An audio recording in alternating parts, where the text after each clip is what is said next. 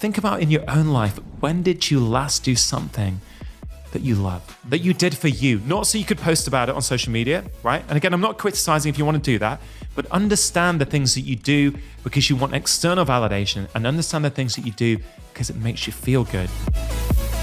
Hey everyone, welcome back to On Purpose. I'm so grateful for our incredible community that we have here on the podcast. Thank you for coming back each and every single week to listen, to learn, and to grow. And I'm really excited for today's episode because there are going to be so many practical, actionable tips that you're going to learn for your health and well-being. This is going to be one of those episodes that you definitely want your notebook out. So don't make the mistake. And if you are walking your dog, or you're cooking, or you're commuting right now and you can't write because you're standing or walking, please come back to this episode because there are going to be some awesome health tips from our incredible guest. His name is Dr. Rangan Chatterjee, is one of the most influential doctors in the UK and wants to change how medicine will be practiced for years to come. He hosts the biggest health podcast in Europe, Feel Better, Live More. He's known for finding the root cause of people's health problems, and he highlighted his methods in the television show Doctor in the House.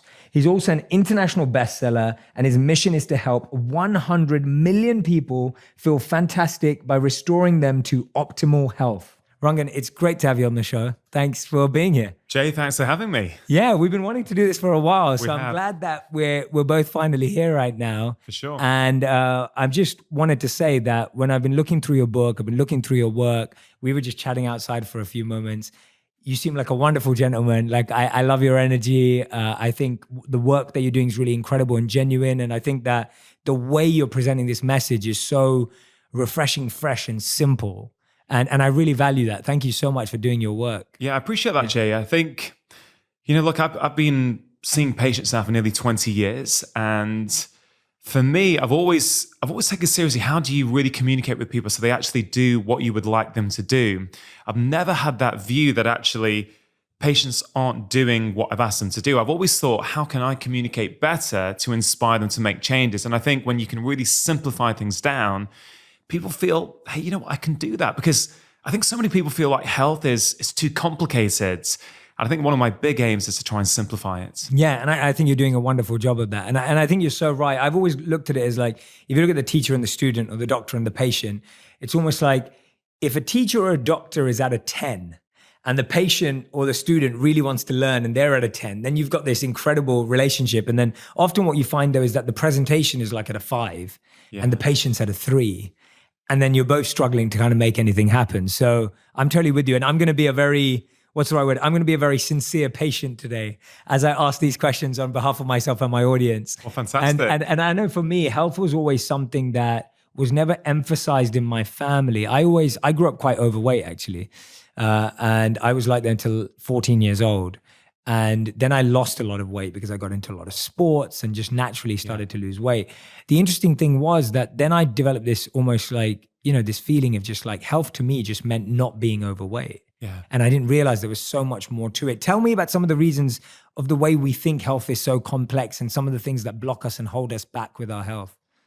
Yeah, I think what really holds us back is, I think the fact that people online are arguing over what is the best way to do something. I think that is one of the reasons that leads to inactivity, because people think, okay, I want to improve my diet, let's say, for example, and then they read one blog or they see a social media post from one doctor or one healthcare professional that they like, which is in complete contrast to what another one who they also respect and admire says, right? So I think this confusion leads to inactivity. I think that's one reason. I think the other thing is, right. It's a good reason. The other thing for me is that I think we overly focus on one area, okay? Like everyone talks about their diet. Of course, diet is important, but it's only one component. And I guess like what I did in my first book is I talked about 4 key pillars of health. Yes. The 4 areas that I think have the most impact on the way we feel, but also that we've got a fair degree of control over. I think that control piece is important because there's so much out there that we can't control, like, air pollution, for example. Mm-hmm. So I really prefer to focus on the things that we can change. And so my approach is very much about, look, have a look at your own life. Look at these 4 areas. Which one of those pillars do you need the most work in? Most people intuitively know. But I tell you, Jay, what a lot of people do, let's say they change their diet. and they're feeling a lot better. Then they'll sort of, like their diet's like 80% good. They'll focus even more on another 5% improvement. Another, I'm having a little bit of sugar on Saturday. I need to cut that out. And they're forgetting the fact that they're only sleeping 5 hours a night, or they're chronically stressed out. And so I prefer people to take a much more balanced approach. Sure, change your diet, but don't neglect the other areas. So for me, it's all about small changes in these 4 areas, which make a big, big change. And I've seen it time and time again. It is not about doing the most extreme diet, cutting everything out, never going out socially because actually you can't eat anywhere. It's about putting things in perspective, and small things done consistently make huge, huge differences. And what's the starting point? Like if you're someone who's, I guess, more on the other end where you're kind of just like, your health's just been kind of something that's going on. You kind of eat wherever you want and you're pretty flexible and everything. What's the starting point? Like what's been your place of like, this is a good place to start? Like this is a fairly easy level playing field for everyone to get going on. Yeah. So it is highly dependent on the context. It's highly dependent on the individual. Again, I would ask them to look at those 4 areas and think about which one they feel they need the most work in. Food, movement, sleep, and relaxation. Great. Okay. So I think that's a useful place to start. I do. And then you sort of focus on the one area. Let's say you think, actually, you know what? I'm not really moving my body much. Okay, fine. Maybe you want to start there. And so I'll give you an example. Like I was in my clinic seeing patients a few years ago, maybe 7, 8 years ago now. And I saw this chap, I think it was maybe late 30s, early 40s, a little bit overweight, struggling with energy, struggling to concentrate, just general stuff going on, and he wanted some help. And at that time, I thought, you know what will really help you? I think some sort of strength training is going to help you because it helps change your mood or give you energy. And he really liked that. And he said, okay, Dr. Chatterjee, what do you want me to do then? I think that's a great idea. Would you like me to do 45 minutes 3 times a week at the gym? And I said, hey, that would be amazing. Yeah, fantastic. He goes off feeling inspired and full of motivation. 4 weeks later, he comes back. I see him and I say, hey, look, how have you got on? And he said, Doc, you know what? Work's been busy. The gym's quite far away. It's quite expensive. I've not actually done anything. So Jay, I never thought in that moment, why has he not done what I've asked him to do? I just thought, Rongan, you've clearly not given him advice that he feels is relevant and practical in the context of his own life. So in that moment, I took my jacket off and said, right, I'm going to teach you a 5-minute workout that you can do in your house without joining a gym, without buying any equipment, and without even getting changed. It's what I call like the 5-minute kitchen workout. And I said, I would like to do that twice a week. He goes off and he comes back a few weeks later. But before he left, he said, just twice a week, just 10 minutes a week. I said, yeah, that's all I want you to do. When I review him 4 weeks later, I said, how are you getting on? He said, Dr. Chatterjee, I love it. Right, I started off doing it 5 minutes twice a week. Now I do it 10 minutes every single day in my kitchen just before I have my evening dinner. And I think the reason I use that story is this. Whatever change we're trying to make in our life, it doesn't have to be like this big unattainable goal. We can break it right down to the simplest possible, the simple possible way of doing that. Just do small things consistently. And I find those 5 minutes twice a week suddenly becomes 10 minutes, 7 days a week. So now that guy who would never work out is doing 70 minutes of strength training a week. He's losing weight. He's got more energy. He feels better about himself. That then impacts his relationship with his wife because he's feeling better about himself. Suddenly, he's no longer the person who can't make changes. His identity starts to shift. And I know, Jay, you're a big fan of meditation. I have made deals with my patients before to do 1 minute a day. Now, again, that may sound, well, what's 1 minute a day going to do? But I found when I asked people to do 20 minutes a day, they do it for 2 days, 3 days, 4 days. Then suddenly it would get busy one day. They wouldn't be able to do it. And then they suddenly become identity-wise, oh, I can't do that. Meditation's not for me. And there was one particular patient actually, where did she live? I can't remember where she lived. But one particular patient who said, meditation is not for me. And I knew that actually her stress levels were the main driving factor in her health. Her weight, I think, was coming from her stress. And a lot of her hormonal symptoms were getting flared up. And she said, I can't do it. I've tried it.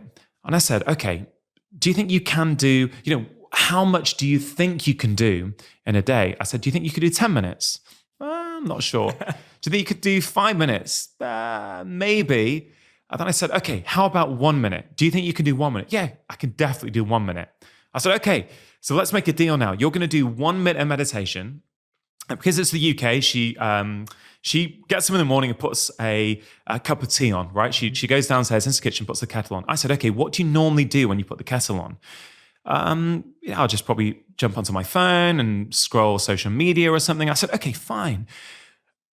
When you put the kettle on each morning, instead of going on your phone, why don't you do your 1 minute of meditation then? Why don't you stick it on to a habit that you're already doing so you don't have to find time in your day? Anyway, she does this, and amazing. Within 2 months, she's doing like 20 minutes a day, because what happens? The 1 minute each morning suddenly becomes a habit. She starts to feel good. 1 minute becomes 2 minutes. 2 minutes becomes 5. 5 becomes 10.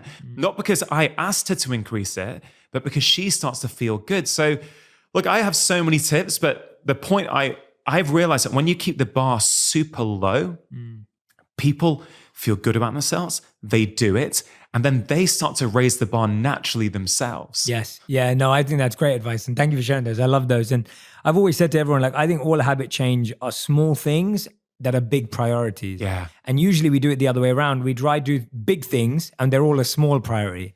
So we're trying to do this big thing, like you're saying, like go to the gym like every day for an hour a day. You're trying to achieve this big thing, but it's like thrown in underneath all your other priorities. Where if you just try and do one small minute a day, but make it a big priority. Another thing that I'm fascinated by that's really helped me when I'm sharing and teaching and doing it is not the big goal, but the deep immersive experience. Okay. So and hear me out. I'd love to get your thoughts. Yes. So what I say to a lot of people is just when I hear I'm doing 10 minutes of meditation a day, but it doesn't do anything for me and it doesn't work for me.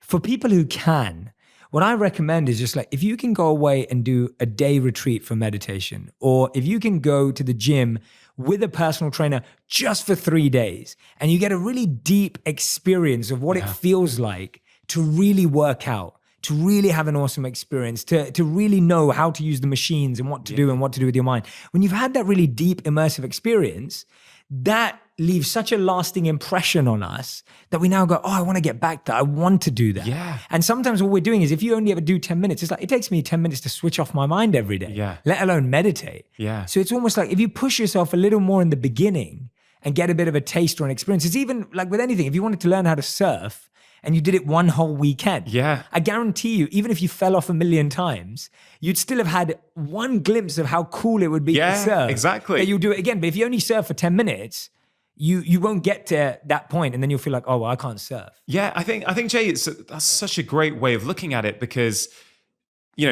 circling back to one of your initial questions, it's like, well, why aren't people doing this? Why do we struggle to make these changes? And I think sometimes we just don't know. We're not doing enough to know how we're going to feel, and we're a bit confused. We're like, I need some meditate. Well, I don't really know how to do it. Am I doing it right? Am I meant to be shutting off my monkey mind and actually learning how to do it? Like investing. Yeah, sure, it might take a bit of money, but also really investing your time to spend like a day or 2 days learning how to do it. Then I think you can tap into like 5 minutes a day if you want to, because you've got something to, to reference it by. Or, if someone wants to take up yoga, for example, but they're a bit confused, sure, there's many great YouTube channels that people can go and learn. I totally get that. But there's also something super powerful about going to a local class. Yes, 100%. Like go to your class maybe a few times, connect with like-minded people, but then go, you know what?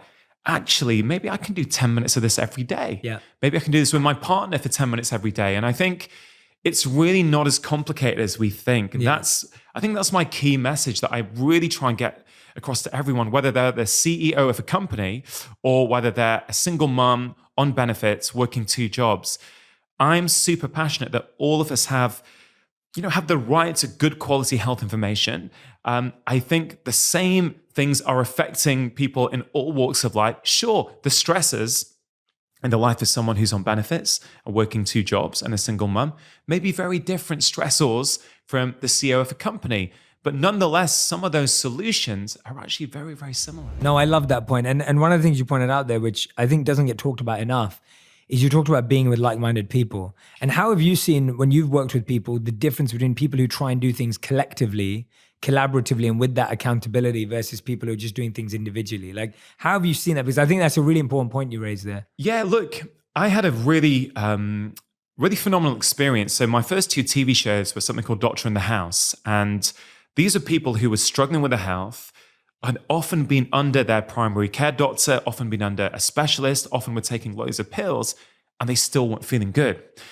And I would go into their houses for 4 to 6 weeks and try and help them. And I'm, super grateful that I managed to help all of them, sometimes get rid of their conditions, but certainly significantly improve the way they felt. Would you live with them as well for 6 weeks? I would actually, yeah. That's insane. Yeah, I would. Not the whole time. I would stay a few nights, which I think, frankly, is probably a bit awkward for me and the family to have this kind of wellness doctor in their house observing everything. But I tell you, you do learn stuff when you do that. You see stuff in a way that you just wouldn't otherwise have seen. You pick up on various things, relationship dynamics, stresses that are going on, how people eat, not only what they eat, how are they eating? I'll tell you one thing from that I really discovered, and this is probably one of my top tips actually, is I went around all these different families around the UK. It's the same here in America. People aren't eating together, right? I would go into families or couples and it would be dinner time. Like the dad might be in the kitchen eating, the mum might be on one end of the sofa watching television, the teenage daughter was on the other end of the sofa on Facebook while she was eating, and the son was somewhere else. I remember it so well. And I would make a recommendation to all of these guys. Say, guys, look, I know you guys are busy, you've got different routines, maybe just for one meal a day, if you can, sit around a table together, put your phones off and see what happens. Now, what was really interesting, whether it was a family or whether it was a young couple, right? All of them reported back to me, hey, you know what? Like I'm eating better, but I feel closer to the people around me. Like this couple, the guy said to me, hey, you know what? I can't believe how much it's changed things because I'm talking to my wife now. I'm actually finding out about her day and we're feeling closer. We're getting more intimate and all stem from just eating together. And this is something I'm so passionate about that, as I know you are, many times these days, we're with the people who mean the world to us, right? We're with our friends or we're with our partners, we're with our kids. We're physically with them, but mentally, we're not in the same room. We're sort of lost in our phones. And look, I'm not criticizing. I will do this sometimes, okay? So I'm not trying to say I'm whiter than white here. No, I have this issue as well. It's a constant battle. But even when we're with these people that we love, we're not present. Yes. And I think that is a key thing for us. And it's not about getting rid of your phones, right? It's simply about, hey, a bit of priority, like maybe at meal times, maybe actually when you're out for dinner with your friends or when you're sitting at home with your family or your girlfriend or your boyfriend, maybe just put the phones away. It is such a simple thing. It makes a huge difference. So that was sort of one element. Yeah, I love that. No, that's a great answer. I'm really glad you brought that up. And it's interesting that you observed that when you were living with family, because that's something we don't see. You don't think of that as being a block to health. And I know that for me, and that's one of the reasons what we were talking about earlier, like I have a commitment with my wife, and that was that I would have dinner 4 to 5 nights a week with her. Yeah. And so like when we first moved to New York and moved to LA, I was getting invited to all these networking events and all these cool places to be and like dinners with this person, dinners with that person. And it was always just like, I was like, if I can't take my wife with me, I don't want to do that because then you don't see that person, right? And this one meal a day that you're asking people to do, it's not that difficult to do one meal a day. Jay, look, it's such a good point. There's so much opportunity out there these days. Many of us, as I do, we look at our Instagram and we're like, oh God, that guy's doing that cool thing or I should do that. I want to do that. You feel like you're missing out if you're not doing this stuff. But we really got to focus internally and go, I would ask people listening to this podcast, who are the people that are actually really important to you? Have you spent real quality time with them recently? If you haven't, that's okay. Just be aware of that and try and figure out what can I do. Can I give you another example that really illustrates it? So I saw this 37-year-old chap in my clinic, and he was from the outside really successful, right? Own business, driving a sports car. He was working late into the evening on his business, emails, Saturdays, Sundays, working all the time. And he came in to see me and he said, Dr. Chastity, look, things are starting to change. Like I'm quite low in energy sometimes. I can't maintain my concentration a lot of the time. Sometimes I struggle to get out of bed and sometimes I'm feeling a little bit low. is this what depression is? And I said, okay, look, let's try and figure out what's going on. So look, we spent a lot of time talking. I did some tests. They were all normal. And it became super clear to me that he never saw any of his friends. Now, he was actually quite lucky. He lived in the place where he grew up. So he had friends who lived nearby, but he never saw them. He said, yeah, I see what they're up to on social media. So look, he would see pictures of where they were going. He would see pictures of where they were going on holiday. He'd see pictures of what they had for dinner last night, but he wasn't seeing them. And I said to him, look, I tell you what, are you open to this? What I think would be really helpful for you. So the next 6 weeks, I want you to see at least one of your friends once a week. And when you see them, I'd love you to consider putting your phones away and just being really present for the interaction. And he was pretty desperate because he was at a low stage. So he said, yeah, okay, I'll give that a go. 6 weeks later, he comes back in and I say, hey, look, how are you getting on? He said, Doc, I feel like a different person. My energy's up. My mood's better. I'm smashing it at work. I feel really good. I said, okay, great. What did you do? He said, well, the very first time I played five-a-side football with my friends who I'd not seen for years. I said, okay. And then he goes, but after that, we didn't really have time. Every Sunday morning, we went to the local cafe and we just caught up for an hour over a latte. That is all he did. So my question is, did this chap have a mental health problem? He certainly had symptoms that were consistent with that sort of diagnosis. Or was it really that he had a deficiency of friendship in his life? And when he corrected his friendship deficiency, everything comes back online. He feels better. He's working better. He's more productive. He's got more energy. And I think that's a very powerful story because we are told that we're living in this ultra-connected time, that we've never been this more connected. And sure, in a digital sense, I absolutely agree. But when it comes to real, deep, human, meaningful connection, I'm not sure we've been this isolated. And I think, I don't know, you may have discussed this on the podcast before. Studies have shown that actually the feeling of being lonely is as harmful for your health as smoking 15 cigarettes a day. And I've read that. And if people are wondering why that is, would you mind if I briefly explain that? Yeah, I'm listening. You've got to understand that your stress response is there to keep you safe, right? That's what it's there for. It evolved millions of years ago. So very simplistically, 2 million years ago, you're in your hunter-gatherer community, getting on with your business, doing whatever you're doing. If a wild predator was to attack or to approach, your stress response would kick into gear. So many things would happen in your body, right? Your blood sugar would start to rise so you can run faster. Your amygdala, that's the emotional part of your brain, that would go into high alert so that you're hyper vigilant to all the threats around you. That's an appropriate response when you are literally in danger. The problem today is that our stress responses have been activated not by wild predators, but by our daily lives. So if your email inbox and your to-do list is stressing you out every day, your body might be pushing your blood sugar up every day, which is going to cause low energy, obesity, and ultimately lead to type 2 diabetes. If you're stressed out every day, your amygdala is going to be on high alert. So you're going to be hyper vigilant to all the threats around you. Jay, that's an appropriate response if there's a predator there. That's an appropriate response if we're in downtown LA at night, walking down a street, and we think someone might be following us. You want to be on high alert. But if that's happening day in, day out to your life, that's what we call anxiety. Yeah. Right? So once you understand the fundamentals of the stress response, you can understand why 90% of what a doctor like me sees in any given day is in some way related to stress. So if we go back to this loneliness piece, if you were lonely, why is it so toxic? 2 million years ago, if you were not part of your tribe, if you were outside your tribe, your body is super smart. Your body's figured out that, hey, I'm now vulnerable to attack.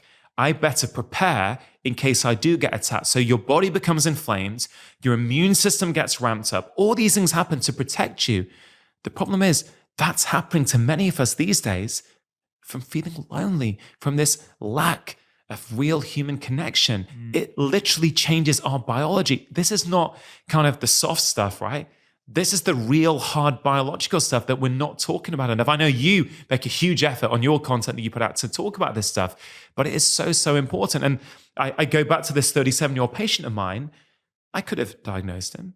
I could have medicated him. Yeah, right? I was just about to ask, yeah. And for me, that may be appropriate in some cases, right? But I'm always trying to get to the root cause of the problem. And he had a friendship deficiency. Yeah, that's amazing, by the way. I love that because I think it's so refreshing to hear you prescribing something lifestyle based rather than something medical. And like you said, sometimes it is that, and that's fine. What I'm fascinated by, and I think you explained that incredibly well, and I've heard that many times before, but I think you did a great job of actually making it really clear for everyone listening. What does someone do when they start sensing that? Because that anxiety that you just said is so widespread right now, right? It's looking at your notifications, it's feeling lonely, it's comparing on Instagram, like you're lost and you're feeling that anxiety. And it's almost like you just talk about it. It's like, oh, it's jealousy or it's envy or I'm just dealing with comparison or whatever. But actually it's this anxiety and there are biological changes in the body. Yeah. What does someone do on a daily basis when it's like literally what you just described is we're dealing with our level of anxiety as if a wild predator is attacking us every single day, if not multiple times a day. Yeah. So that sounds scary because you're reacting to that level. What do we do to bring that down and to bring it into reality? So I think there's two ways to look at that. One is when it's happening, what can you do? Yes. And then there's also, well, what can you do to sort of reduce the likelihood of it happening in the first place? I like the preparing part. Let's do both. Let's do both. Okay, so the preparing part. Okay, so I think a useful way that I like to describe this to people, because, yes, I've written a book on stress, but stress is a very woolly term, right? And it means different things to different people. So when I was writing, I was trying to figure out how can I accurately communicate it in a way that people understand? So I have this concept of micro stress doses and macro stress doses. A macro stress dose is, something really, really significant, like a relationship breakup, a bereavement, maybe some trauma, something like that. That is a significant dose of stress that probably needs some form of therapy or something. You have to deal with that and process that in other ways. I contrast that to micro stress doses or MSDs. Now, we are all getting hit by these MSDs every single day. And I define one of these MSDs or a micro stress dose as this. It is a small hit of stress that in isolation, we can manage. It's no problem. But when they start to accumulate one after the other, after the other, after the other, they start to get us closer to what I call our own personal stress threshold. When you get to your threshold, that's when the problems happen. That's when that innocent email from your boss becomes a problem. That's when that sort of, that's when you have a row with your partner. That's when you scream at your kids. That's when actually you overreact to something, or you're in the car and someone cuts you up and you start to lose it, right? Because you're at your threshold, because stress is fundamentally normal. So I make the case that you wake up and many people will leave the house in the morning before they get out of the house, they have been hit by 15 micro stress doses. Yeah, definitely. I'll give an example, which I think people might resonate with. So a very typical example today is this. People are a bit stressed out, like at their work or in their life. And so they don't want to go to bed, right? They want to unwind. So they stay up late watching Netflix. Okay. There is no judgment here. Okay. I'm just simply explaining. So you're up late watching Netflix and you get to midnight and you think, oh man, I've got work tomorrow. I better get to bed. Okay. So you go to bed, you put the alarm on for 6:30 on your phone. So at 6:30 in the morning, boom, the alarm's gone off. You're in a deep sleep. That is micro stress dose number one. You look at the alarm clock and you think, I've got a bit more time. Okay, you put it on snooze. 6 minutes later, it comes on again. Micro stress dose number two. Then you think, I better get up, man. So you quickly check your email and go, oh man, there's 3 work emails from yesterday. I didn't do them. MSD number 3. Then you quickly go onto social media to just have a quick look. Oh man, someone's had a go at me on my last post. MSD number 4. Then you realize, oh my God, I've been in bed for half an hour doing this stuff. I really need to get out of bed now. And MSD number 5. And you can easily see how before you leave the house, you have been hit by 15 MSDs. And that means you are closer to your own stress threshold, which means it won't take much in the day to tip you over. Now, how can you change that? Well, I saw your video recently on morning routines, and your morning routine is phenomenal. I think morning routines are a critical way to make you more resilient. Even if I can't change the amount of stress in your life, this will buffer you and make you more resilient so you can deal with them. So I think a morning routine is critical for people when they wake up. And if people think they don't have time, I can tell you, I've got busy patients. Sometimes even a 5-minute morning routine will work. Of course, if you've got an hour, or I think you have a 2-hour one, Jay, which looked incredible, but I want to make this accessible. If someone thinks, I've got mums who have to take kids to school who are rushing around, and I give them a framework on how to do a morning routine. So my framework is this. I say, look, a morning routine can be anything, different things to different people. But I think a useful way to look at it is to think about the 3 M's. The first M is mindfulness. The second M is movement. And the third M is mindset. And it's just a simple framework. So for me, for example, at the moment, I will wake up. I used to use my phone to go on the Calm meditation app. I'm actually not doing the meditation. I'm doing some deep breathing, so a sort of breathing form of meditation. So I actually don't need my phone at the moment. But if you need a meditation app, that's cool. I just say, put your phone on airplane mode so you're not seeing everything that's coming in. But I'll do 10 minutes of deep breathing. Then I'll do like 5-10 minutes of movement, let's say some hip stretches or something. And then I'll do mindset. And mindset can either be reading something positive. So I'll have a few books there that I'm enjoying reading and things that make me feel good. And I'll read a few pages. Or I'll do something called affirmations. Now, look, I've got young kids, so I try and get up before my kids so that I can do my routine. But my daughter has a sixth sense of when like daddy's up. And often she'll creep down. And often she'll be there when I'm doing my movement. So she'll just join me. And then if she's with me, because I also want to do the mindset piece, we do affirmations together. That's so nice. Yeah. We'll sit together, hold hands. And for 2 minutes, we'll say, I'm happy, I'm calm, I'm stress-free. I'm happy, I'm calm, I'm stress-free. We'll say that for 2 minutes. At the end of those 2 minutes, she's got a big smile on her face. I feel incredible. And what's more important is that feeling lasts and buffers me for the entire day. Those days when I think, oh, you don't have time today, you got to get going. I start to react to things. I'm not as focused. I'm not as present. To really break it down for someone listening to this who thinks, I get it, but I don't have time. I've got one patient in particular who does 5 minutes and she uses my 3 M's.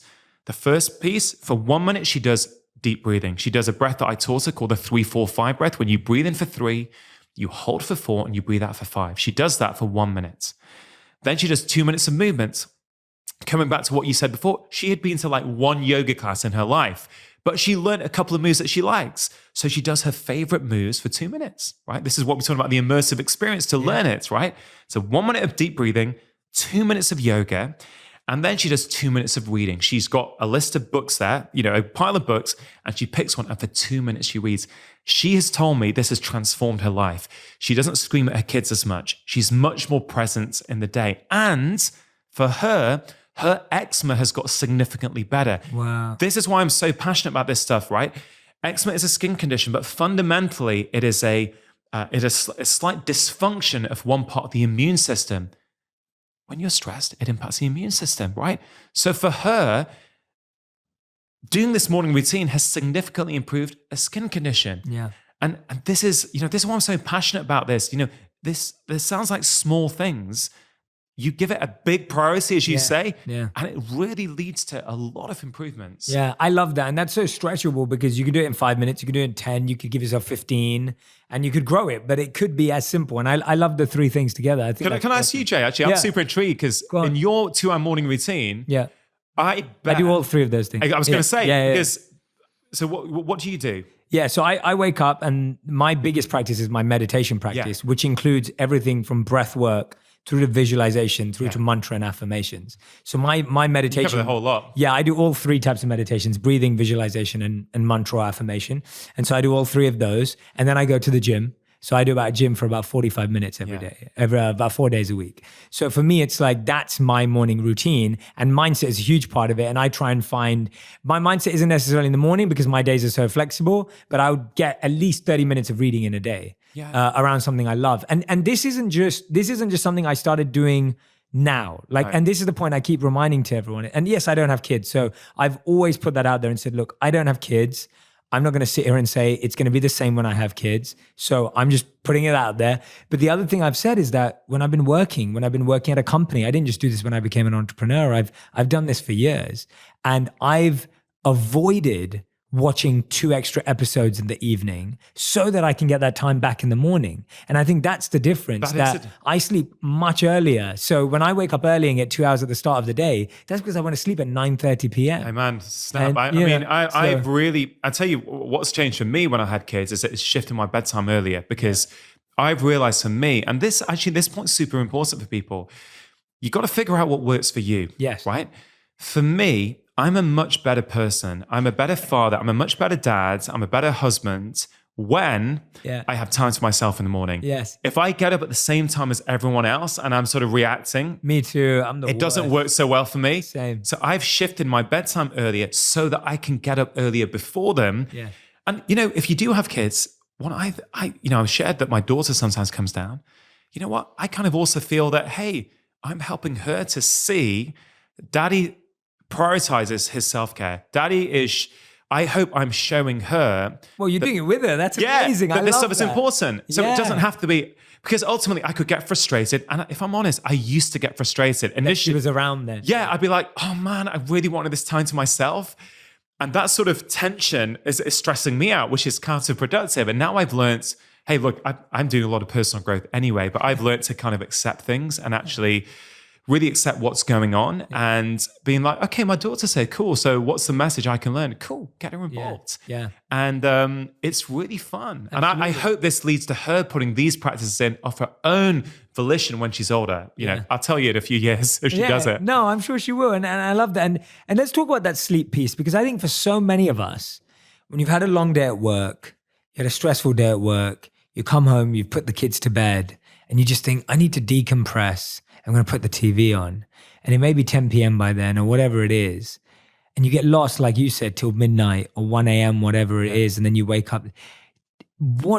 Is there any decompression in watching a show? Or actually, in my opinion, the sleep and the decompression through sleep is so much more powerful than the entertainment value you think you feel better by watching 2 episodes of your favorite show. Yeah, I agree. Look, I think we're looking at symptoms here. The symptom of being so stressed all the time is that we need to find ways of relieving that stress, whether that's sugar, whether it's alcohol, whether it's binge watching Netflix. Yeah. We're trying to hide and numb like something else that's going on in our life. And that's okay if you're conscious of it. But sleep, you know, I hate prioritizing those 4 pillars of health because it's against what I stand for. But if you push me, I might argue that sleep might be the most important, because when you sleep well, it's easier to do all those other things. It's easier not to be reactive. It's easier to eat well. It's easier to be more, you know, all these things are easier when you sleep well.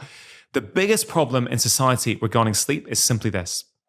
We're not prioritizing it, right? We think it's optional. We do other things. And when we're done, when we've exhausted all other possibilities, oh, I better get some sleep in. Yeah. But once you start prioritizing sleep and making that the foundation of your day and think, oh, well, I need to get up at this time, therefore, what time do I need to go to sleep? You will find very quickly your life changes. Now, one thing I'd love to share is that I've been seeing patients for almost 20 years now.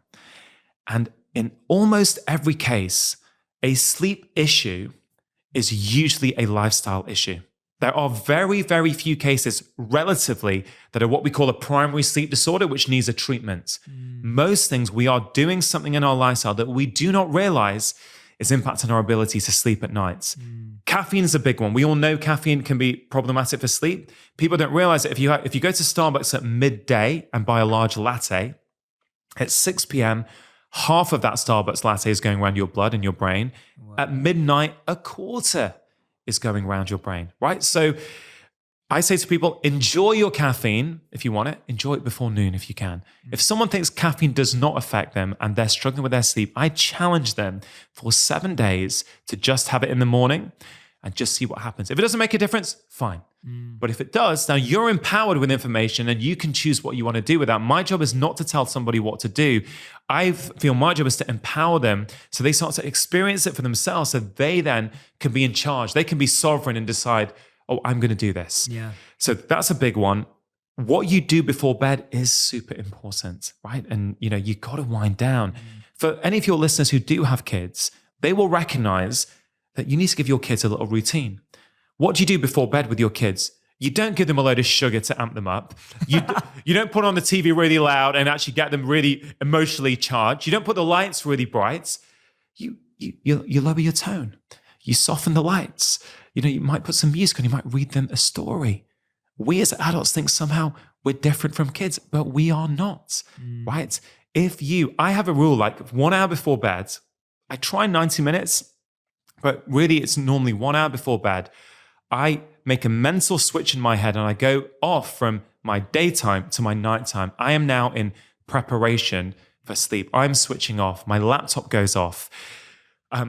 Mostly. I'm not perfect. Sometimes I do it right, and it always affects my sleep. Yeah. But I do, I'll listen to music. I'll read in bed. Like my wife and I have a little rule that we try and sort of help motivate each other to do, which is to charge our phones in our kitchen.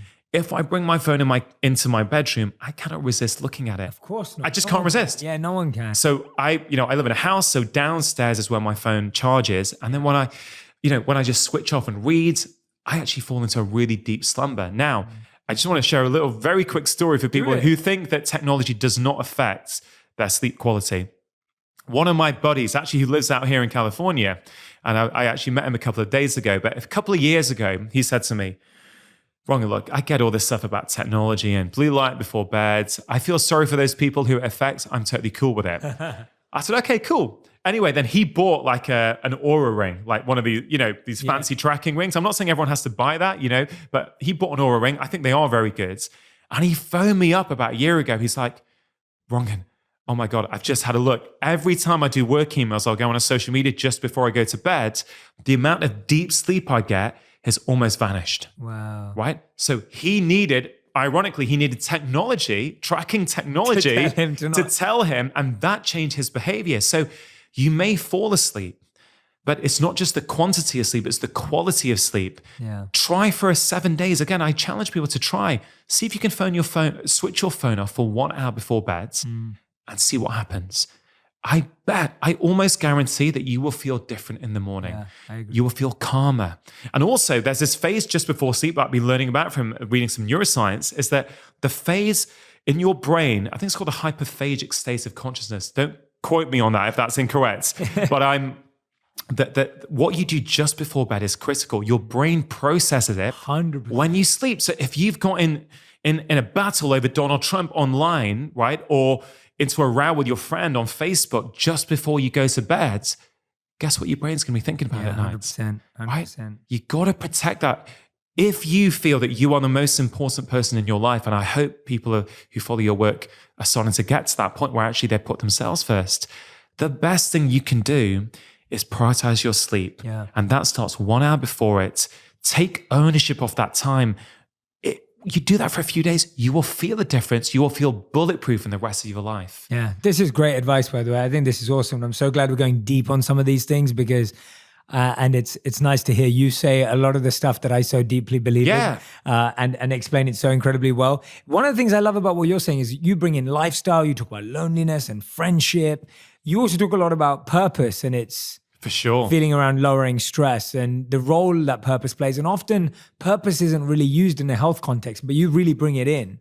And I love that. I mean, the podcast is called On Purpose, but hey, absolutely. But I feel so much that purpose is so closely linked to health.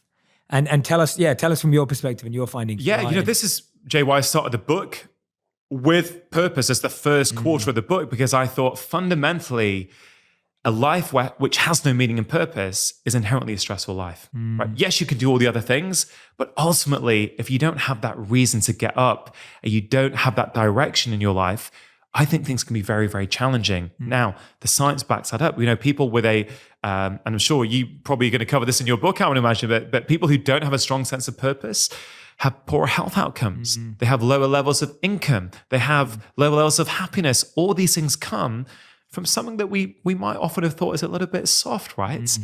This is the stuff. And this is why, I'm super proud of my first book, but my second book, I think, really tackles the issues in health that we're not talking about enough.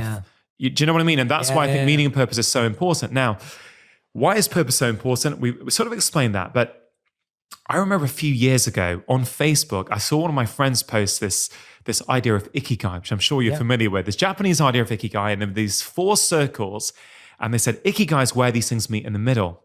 And those 4 circles were try and find something you do in your life that you love, that you're good at, that the world needs, and that pays you money. And I remember looking at that, and it was just a couple of years after my dad had died. So I was going through a huge sort of, I cared for my dad for like 15 years with my mom and my brother, and dad dying was one of the biggest shifts for me. And that's really set me on this path to kind of personal growth and trying to figure out who I am and what I'm doing. And I looked at that and I thought, ikigai, I want ikigai in my life. I fancy a bit of ikigai. And I would talk about this concept with my patients. And a lot of my patients would say, yeah, I like that, but it's just too intimidating. I don't know where to start. Yeah. And when I was doing the UK book tour for the book in January, I was in London. I was taking a Q&A at the end, and this Japanese student put a hand up.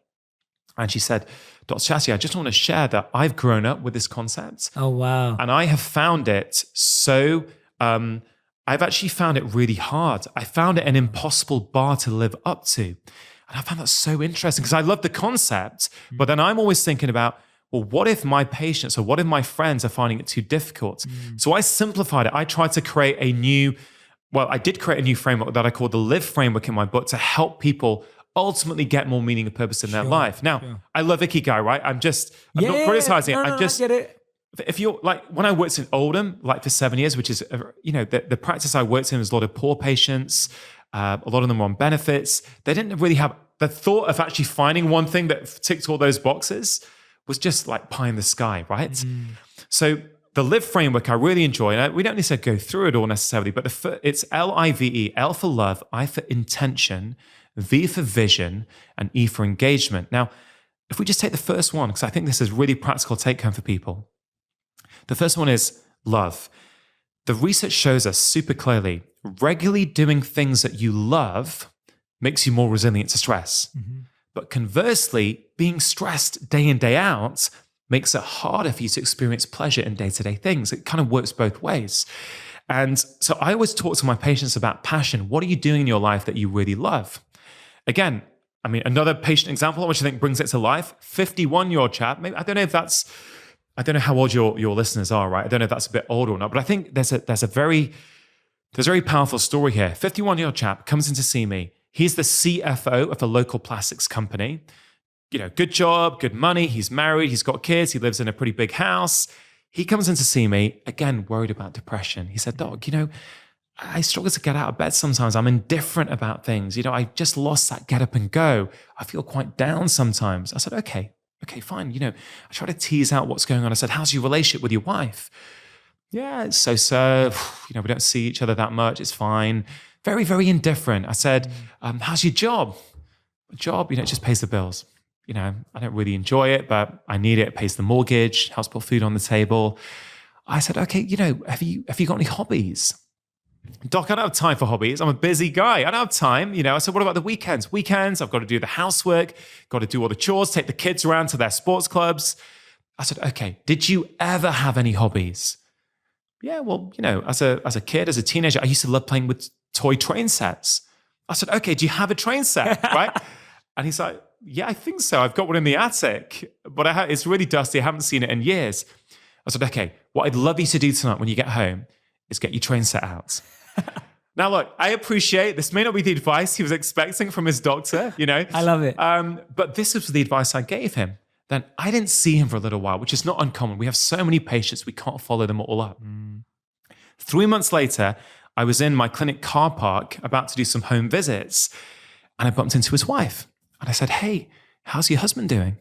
She said, Dr. Shetty, I feel like I've got the guy I married back again. He comes home from work, he's pottering around on his train set, he's on eBay trying to buy collector's trains, and he subscribed to this monthly magazine now. He's just like a different person. Yeah. I still hadn't seen him. 3 months later, I see him. He'd done some blood tests. He came in for a check with me. And before we went into that, I said, hey, how are you getting on? He's like, Doc, I feel like a different person. I feel happy. I feel energized. I absolutely love it. Thank you so much. I said, how's your relationship with your wife? He's like, we've never been closer. Things are super, super good. I said, what about your job? I really, really enjoy my job now. So what does that tell you? You asked the question again, did this chap have a mental health problem? Sure. He had symptoms. I could have diagnosed him with something. Or was what he really had a deficiency of passion in his life? When he corrects his passion deficiency, everything else comes back online. Yeah, he feels better in himself. Now he's enjoying his job. Now he's closer with his wife. Now he's got more energy. And it started with him playing with his train set. So for people listening to that, I would love them. And actually, to make it super easy, I challenge all of my patients to say, look, can you give yourself a daily dose of pleasure, even if it's just for 5 minutes, right? 5 minutes. It could be a walk. It could be listening to a podcast, reading a book. It could be watching one of your videos, one of your feel-good videos, go onto your account and watch one of them to make you feel good. Doesn't matter, whatever you enjoy doing, give yourself, I want to give a daily dose of pleasure. I want people to give that the same priority as they might give the amount of vegetables they have on their plates. Yeah. When we talk about health, we're not talking about pleasure. We're not talking about passion. It is so important. And, again, another question I'd ask people is, think about in your own life, when did you last do something that you love, that you did for you, not so you could post about it on social media, right? And again, I'm not criticizing if you want to do that, but understand the things that you do because you want external validation, and understand the things that you do because it makes you feel good. If you've not done it for a while, look at your schedule, make a phone call, put something in your diary so at least it's there. Yeah. I love what you've done there, because I think you've just, and I talk about this a lot, is taking purpose off a pedestal. Yeah. Because I think when purpose is this big, elusive, intangible thing. I was speaking at a corporate HR conference this week at Microsoft in Seattle, and I was talking about the need to give people inside companies micro purposes. I was like, stop trying to get everyone to find this one purpose that overarches their life, and give them something just to get excited about, even if it's for 3 months. Yeah. So what can you get excited about right now? You can get excited about a train set right now. Yeah. You don't need to figure out whether you're going to build a train track or anything for real. And I love that, because I think it's so grounded in reality. And so often it's stuff that we left in our youth. Exactly. I mean, one of the reasons why I started making videos again is because I asked myself that question. I was like, what would my younger self be sad that I stopped doing? Yeah. And my answer to that was writing. And my answer to that was being creative. And my answer to that was, expressing myself through the written word and spoken word. Yeah. And that's kind of why I went back to it. And that's where I get the most buzz. I get the most buzz from putting together words that can help people and, being creative. But Jay, it's a ripple effect. Yes. Why I start small is if someone starts to reconnect with their passion, you know what? That will lead you to connect with yourself 100%. more. And you may make different decisions in 2 years. You may not know what your meaning and purpose is now. Yes. Start with passion, and it will start to become clear. Yeah, I'm with you. Absolutely. It's as simple as that. It is. It's as simple as that. It's just start with what you like doing right now. Even if you don't love it. Yeah. Start with what you just like doing and what you like getting involved with. And same with the people around you. I think we're not decisive enough with our lives and our time about so many people say to me Jay, I spend 75% of my time with people I don't like. Yeah. I'm just shift that. You don't need to, you don't have to, there's no need to do that. So thank you for getting us started on that. I'm so glad we dove into purpose. Hey, not at all. Because I think it's such a powerful way. And tell me about intention. Intention. I want to know. Yeah. Because what I mean by intention is, again, if someone is already out there living their purpose, this may not be relevant, right? Yeah. I'm trying to bring it down to people who put it on a pedestal and think I can't do that. I think for most people it's on a pedestal. For sure, yeah, exactly. Yeah. And so intention is about doing something each day with complete mindful intent. Right? It doesn't need to be your whole day. Of course, I'd love it to be your whole day. I don't live my whole day with real mindful intent. I hope at one point I'm able to, but I can't. So I say choose one thing. Let's say you love, I don't know, coffee, right? Or tea. I'm in LA now, so I feel less about talking about tea. I feel more like talking about coffee, which is what everyone does in the US. Yeah. But when you're drinking it, when you're making it, right? Make it with real intent and purpose. Maybe for 5 minutes in the morning, focus on your coffee ritual. I used to have a real coffee problem. That was a crutch for me. And what I used to do is it would be a real ritualistic part of my day. I'd get up, I'd put the kettle on, and I'd weigh out the beans on a scale. No, I didn't have social media, I didn't have music on, it was all quiet. I'd literally watch the water pour on it and it starts to froth. I'd put on the cafetiere, I'd put it on top. I'd just sit there for 4 minutes, just watching it, smelling it, taking in the aroma, and then mindfully drinking it, right? The Japanese have tea rituals. It takes an hour to prepare a cup of tea, right? It's not about the tea. It's about the process around it and what that symbolizes. I'm just trying to ask somebody to find something. Maybe it's a cup of coffee. Maybe it's a cup of tea that they prepare and drink completely mindfully.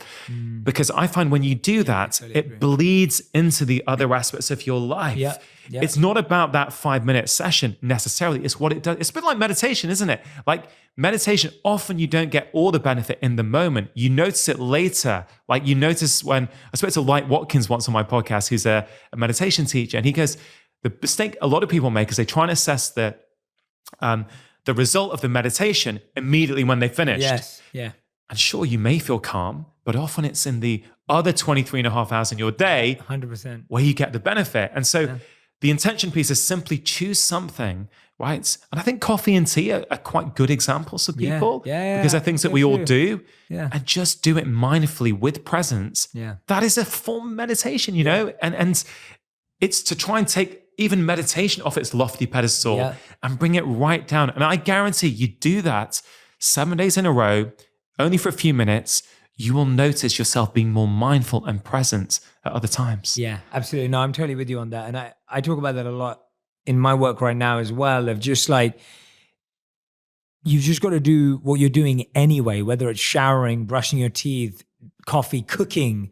Like, you do any of those acts mindfully. You don't even need to find that. And what I loved about what you said is that what we try and do is we go, I don't want to focus during this activity, and I want to focus during this one. And I think that's a mistake, because when you focus on something as simple as making your tea or your coffee, like you said, it bleeds into it. And now you're focused on everything. Whereas if you go, oh, while I make coffee, I'm just going to do it quickly. Yeah. But then when I get to that meeting, I'm going to be really focused. It doesn't work. We got it wrong. We flipped it. Yeah, exactly. Pay attention to the small things and the big things will start to take care of themselves. Totally. Yeah, absolutely. And we try and do it the hard way around. I'm going to focus for an hour, but I can't focus for a minute. Yeah. It's like, we're going to go to the gym and work out for an hour. It's like, well, maybe just start 5 minutes a day. Yeah. Right. And so, Jay, the overall issue, the point for me is, with all these patients, these tens of thousands of people I have seen, 80% of what we're now seeing, right? 80% is in some way driven by collective modern lifestyles. It's that simple. And that's not being judgmental. I'm not putting blame on people. I get it. Life can be very tough. It can be very stressful. It can be very busy. But if you focus on those small things and pick one thing you heard about in this podcast. Not all of them. Pick one thing that resonated with you. Yeah. If you heard something that didn't resonate with you, fine, leave it. Yeah. Pick the one thing that did. Like I would say the 5 minutes and passion. I mean, you don't need a prescription to do something we love, right? Yeah, start there and see what happens in the rest of your life. Yeah, I love that. That's amazing, Rangan. Rangan, we end every episode with a final 5, which is our final 5 rapid fire, quick fire round. So it's like 1 word to 1 sentence answers. Try to keep my stress levels down now. I'll do something. I say that and I'm like, I feel the stress. You feel the stress. Do your 3, 4, 5. I'm doing my 3, 4, 5. 3, 4, 5. So these are your final 5. Number one question. Are some people truly more creative at night? Yes. Oh, okay. Tell me more. I'm intrigued. Like if some people are like, I need to stay up at night to be more creative, to, get more work when done. you mean like that? Yeah. I would say no. Oh, okay. Because I think we kid ourselves that we're night owls. So many of us do kid ourselves and we use light to keep us up. And then we get that second wind. But you can easily change your rhythm. So I'm going to say no. Okay, good. I'm glad. Thank you for that. I appreciate it. Let's see this. I'm picking some good ones for you. Back to the breathing. What's something you're trying to learn right now?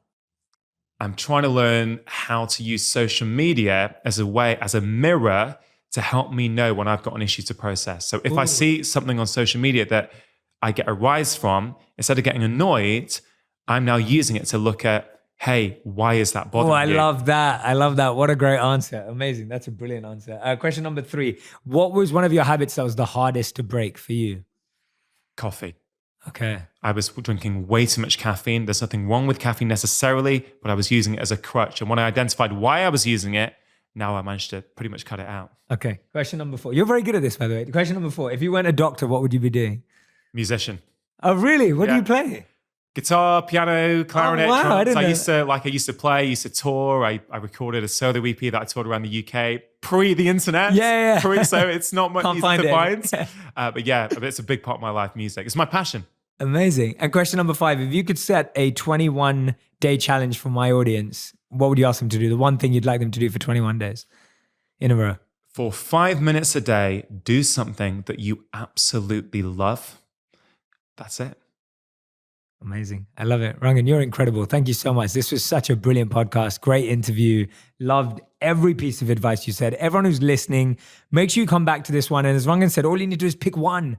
Just pick one of these things, make it a big priority in your life, take a small step, and you can see his passion flying off the screen or in your ears. And I want you to recognize that he's made it sound so simple, but that's because it is.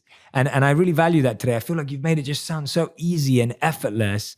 And when I'm sitting here listening to you, I'm like, you're right, it actually is. And whenever we try and complicate it by being more theoretical or more intellectual or any of these things, actually we're making it a lot harder on ourselves and for other people. So I think today you've really made it effortless and easy, Rangan. And thank you so much for doing that. Thanks, Jay. It's a pleasure to meet you. Keep on doing the great work that you're doing. Yeah, thank you, man. So as I said at the beginning, Rangan's new book is out. It's called The Stress Solution, the 4 steps to reset your body, mind, relationships, and purpose. Go grab the book right now. If you enjoyed the conversation, this was just the tip of the iceberg of all the wonderful insights, challenges, and takeaways that are inside this book. It's truly going to change your life. Go and grab a copy.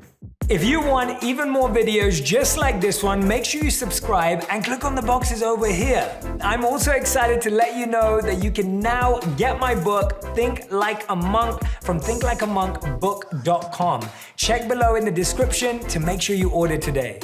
Say it. Yeah. Say it, do it, give yourself permission, because that's the first step. Then you go into your plan of how to accomplish it. But the first step is just, verbalize it, visualize it.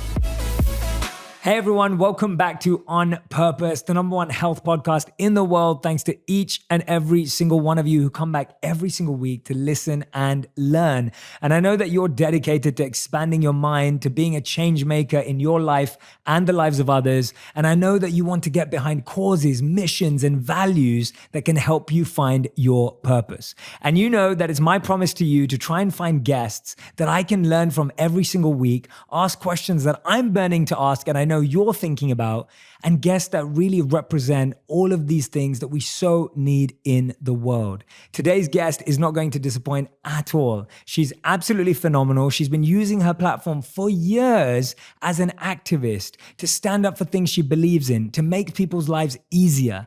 And let me tell you exactly who she is. Give me a few moments. So here we go. She's a Golden Globe nominated and SAG award-winning actress, producer, director, entrepreneur, philanthropist, and known for her work on Desperate Housewives. Eva Longoria is the producer of the highest-rated summertime drama series to debut in 4 years, Grand Hotel. As an activist and philanthropist, Eva Longoria continuously uses her star power to shine her light on important causes close to her heart, creating opportunities for women and people of color through education and entrepreneurship, which I know is so important to so many of us. So here's something she said during an interview that I loved. She said, "I don't speak for the Latino community. I speak with and speak from that community." I absolutely love that, Eva. Eva, it's a joy to have you here. And we've just connected recently. Was that okay? I was sweating as you were reading it because it's so, I don't know. It's so funny to hear your life. This is your life. It is when you're humble and beautiful and amazing and doing so much wonder with it. Thanks. And it's all true. And I like doing those introductions for my audience because I think sometimes we see such a small snapshot of people. Of who you think they are. Of who we think they are. The illusion. I call it the illusion. Okay. Right. Yeah. You see a 3-minute interview with someone. Yeah. You see them on a billboard. Yeah, on a red carpet. And then you don't see the full picture. And I think this is what this is about. I always say that. I'm like, they go, "Oh my God, so great to meet you." I'm like, well, this is the illusion of me. You're like the no makeup and the no 7 people behind the camera who took 4 hours to get me out the door. That's the... Well, you share that a lot on social media. I do. See that. We see that. I do. I pull the curtain back so people know sometimes that's not attainable. Like, because do you have 8 people at home pulling what you're going to wear and deciding, what you're going to do with your hair and makeup? And, I do. Yeah, no. I know. Yeah. Just so you guys know, Jay has a whole team behind this camera of hair and makeup. I don't. I definitely don't. I'm the worst. I've never put on makeup for any podcast or anything. I'm like, but anyway. But you don't have to. Look how handsome you are. Well, you're very kind, but I could do with a bit of it. But no, I'm so grateful to have you here. Honestly, I'm so grateful. I was so happy when we connected. I've been a huge fan, admirer, and completely blown away by the work. I've been admiring you. I was telling someone, I was like, "Oh yeah, I know Jay." And then I go, "Oh my God, no, I don't." Until we met, and I was like, I feel like I know you. Yeah. Well, you were just telling me, and I want to ask you a ton of questions today because I feel like the beautiful thing about you is you can speak about talent and art. You can speak about parenting. You speak about life. You can speak about activism. Like, you've really are living such a whole life. And I know, but it's beautiful for me to observe, and I want to learn from you today. And my first question is just about, you were just telling me now that you've been listening to a lot of podcasts, and a lot of them have been around parenting especially. I wanted to ask you, what have you learned about yourself through Santiago, through parenting? Gosh. And I'm saying his name right. Santiago, Santi. Santi. Santi. Yeah. You do learn a lot about yourself when you have a child. Well, he's just starting to get to the responsive age. So like what people don't realize, sometimes you see, parents disciplining their kids so early and you're like, no, they don't have reason yet. They don't have judgment yet. So like that's all going to waste. And you want them to explore. You want them to fall down. You want them to touch things that they're not supposed to. You want them to learn. I didn't realize, I think what I learned, two things I learned was what a disciplinarian I am, just in the sense of like, okay, you're going to go to bed at this time and this is what he's going to eat. And this is like, and my husband's like the fun time guy. And I always thought like I'd be the fun time person. I just like, him having structure, and then him having freedom within that structure. But like bedtimes and nap times, I'm really like on top of it. And the other thing that surprised me was kind of like what you were talking about, which was my activism, my political activism, or my philanthropy got so much more intense, and that like things hurt me in a deeper way now. Like I just go, oh my God, I got to leave the world a better place. Even to do my tiny, tiny, tiny part, the anxiety that I have about that and the stakes for me are so much higher now. Like that's really like, I was like, oh, there's nothing surprising about motherhood. Like if you read all the books and information that's out there, it's out there. But like when it comes to like, oh gosh, wow, that surprised me of just how intense my work is getting now. That's beautiful. I love that though. Just the fact that you recognize we all become so much more mindful and aware that our actions matter, and the world, the way we leave it, is going to matter for so many other generations. That's a beautiful lesson. The biggest lesson I think I've learned so far from many podcasts, it was mostly from How to Raise a Good Human, and I forget her name, but she always says, you gotta, which can be applied to everybody in your life, but she was talking about how to raise a child, was meet them where they're at, right? Like kids are at this point, so you gotta meet them where they are. Yes. You can't expect them to know more, be more, say more if they're not ready. They're not ready. They got to learn that. They got to evolve. They're little, not only kinesthetically, but like mentally, emotionally, physically, all of that. And I realized, oh my gosh, that's what people, like if you meet an asshole, you're like, ooh, okay, he's not where I'm at right now. So I'm going to have to figure out where he's at so we can communicate. Or if you meet a wonderful person, you can elevate yourself to meet them where they're at. And like, I was like, oh my God, it was like, that was a mind-blowing thing I learned with the parenting podcast. Yeah, that's beautiful. And I just want to point out how amazing Eva is right now, because she's been talking a lot and she's had to do voiceovers. She had an amazing movie out. Like press junkets. I know. That's why I have this sexy voice, everybody. Not that you didn't already, but she's doing this even when she's got a strange voice. So we have to love her even more for that. Tell us about this. You've said before that you literally were the black sheep of your family. Yeah. Mm-hmm. And now you look at where your life is. Tell us about like, A, did you ever see it happening? B, like what it felt like to start that way? Because I think so many listeners today may feel like the black sheep of their family. Right. No, I really was. I've asked my parents many a times if I was adopted, because I look like no one. I sound like no one. I don't even have the same illnesses that they all have this. I don't. Or I have this and they don't. Or like, I was like, Mom, you can tell me now. I'm an adult. But no, turns out I am my parents' child. But no, I was raised, as the black sheep, literally the black sheep, because my sisters were blonde and very light-skinned when they were born, and like hazel eyes. They all have very, very, very light eyes. And when I was born with a full head of black hair. My eyes are nearly black, and dark skin. I mean, they call me La Prieta Fea, which means ugly dark one in Spanish. God. Yeah. Wow. And as people are like, who called you that? I go, my mom. Like, my family. Oh, La wow. Prieta Fea. And that was my entire life. People would walk up to my mom and go, your daughters are so beautiful. And who's this? And I'd be like, I'm the baby. And my mom, I was spoiled with love. They loved me amazingly. So it's not like I did without, but it was amazing how people defined, I guess, beauty was, this like, especially in any people of color community, the colorism, right? Like the lighter you are, the more opportunity you have for white privilege situations. And so I feel like because I wasn't quote unquote pretty like my sisters, I developed a sense of humor.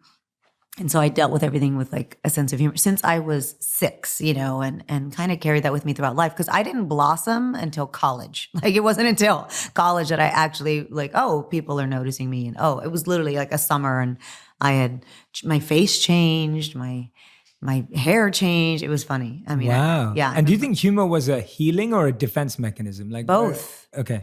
I think it originally started out as a defense mechanism. Like I'm going to criticize myself before you do. And then laughter was so healing. And to hear people laugh was healing to my heart. And I was like, oh, okay, I'm going to be the clown then. And then I made a career of it. No, but I love that because I think it's so important to transition our defense mechanisms into healing. Because sometimes, as you know, the defense mechanism can just become this way of processing it in the moment, but then you walk home with all of that baggage. And it feels really heavy. Whereas when you're healing, it's almost like, oh, actually, I realize that there are multiple ways that people can appreciate you and recognize you and you can serve and you can be significant. And I think once I became famous, I guess, is I became famous late. Like I was 30 years old when I became a household name, and I already knew who I was by then. Yes. So I had a really strong center of who I was, and I didn't let anybody dictate it, whether it was the tabloids or people or today it would be comments, but back then we didn't have Instagram. So that's how old I am. But and so that helped me, and I never defined my life by beauty. Up until that point, it was not up until that point until I got People's Most Beautiful and Most Beautiful List this and Sexy that. And I was like, oh, that's cool. I just thought it was cool. I didn't go, oh, that's who I am now. And, I think that made a big difference was that I was a little older when all those things started happening or when people actually tried to identify you only as beautiful. So now they go, well, you're obviously not smart or hardworking or anything else because you're beautiful. Yes. And you're like, no, you can be many things. Yeah. And they're like, you can be only one thing. And, and I think that's amazing because what you're saying is because you'd had time to construct your identity as to who you truly were, then when people started to make your identity singular, you were able to actually look at that and be like, no, actually, I already know who I am. Yeah. And this is a part of it. Yeah. But this isn't all of it. Yeah. You said it so much more eloquent than I No, did. not at all. No, you made a beautiful point. I think it's amazing. I think that there's so much to be said for that because it's almost like we know that like until we decide how we feel about ourselves, everyone else's feelings are just going to take over. How did you, go on. No, you were going to say you something go. beautiful. No, I wasn't. I really wasn't. Nothing that beautiful. But I was going to say, I'm kind of going through that again right now of finding my identity. Because I feel like that can change. You can evolve. Like I'm not who I was when I was 30. And now that I'm directing and producing more and I'm behind the camera, even conveying that to my teams, whether it's my agent or my publicist or my manager or the people that actually have to make my dreams come true or who help me facilitate my dream. Like I found myself lately being inarticulate about it. And so that's one thing I meditate on is clarity. Like I go, okay, I need clarity because usually my whole life I've been, this is who I am, this is what I'm going to do, this is the path I'm walking, here we go. And now I'm like, oh, okay. And being a mom changes that too. Like you have a different compass. Like you're handed a whole new compass. And it's like, here's north. This is north now. And you're like, oh, okay. It's not me. God, yeah, I can imagine. But I'm so glad you shared that. Thank you for sharing that with us, because I think it's so important for all of us to realize that that evolution doesn't stop. Yeah. And that we have to go through it again. But the fact is you've been through it before, so you have the familiarity to bring in. Right. And like you said, there's going to be new challenges. Yeah. But the first one you ever went to, I feel, and this is more one that I've seen, is, you know, at one point you were going to become a physical therapist. Yeah. Or and then Yeah. where did acting come from? So tell us about like almost that God. first kind of This is another funny story Go on, tell because I was in college. I was in my last year of college and I didn't have enough money to finish my senior year. So I was going to have to drop out. And my girlfriend was like, you should join the scholarship pageant. It wasn't a beauty pageant. It was a scholarship pageant. And I was like, oh, okay, what is that? Yeah, and what is that? And it's basically a beauty pageant. Okay. But you win a scholarship. And like first place was like scholarship, books, tuition, boarding, meal. It was like the whole shebang. Second place was like a little at. Third place was a little at. Fifth place was books and something else. And I said, oh my God, if I could just get fifth place, I think I can figure out how to pay for the rest. And so I entered the pageant. I remember calling my mom and I said, Mom, I need a dress because I'm going to be in this pageant. She goes, oh, honey, is that a good idea? Because she didn't think I was pretty enough. Oh my God. She really was like, you're going to set yourself up for disappointment. You're going to be hurt. And I was like, no, I'm not doing it because of that. And because I was not doing it for that, I didn't really take it personally. I wasn't going to take it personally. And I was like, Mom, I'm just hoping to get fifth place, hopefully fourth, right?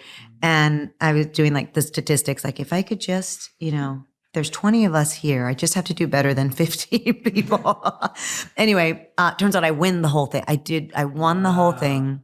My sisters didn't believe me. They were like, was anybody else in the pageant? And I was like, guys, I'm pretty now.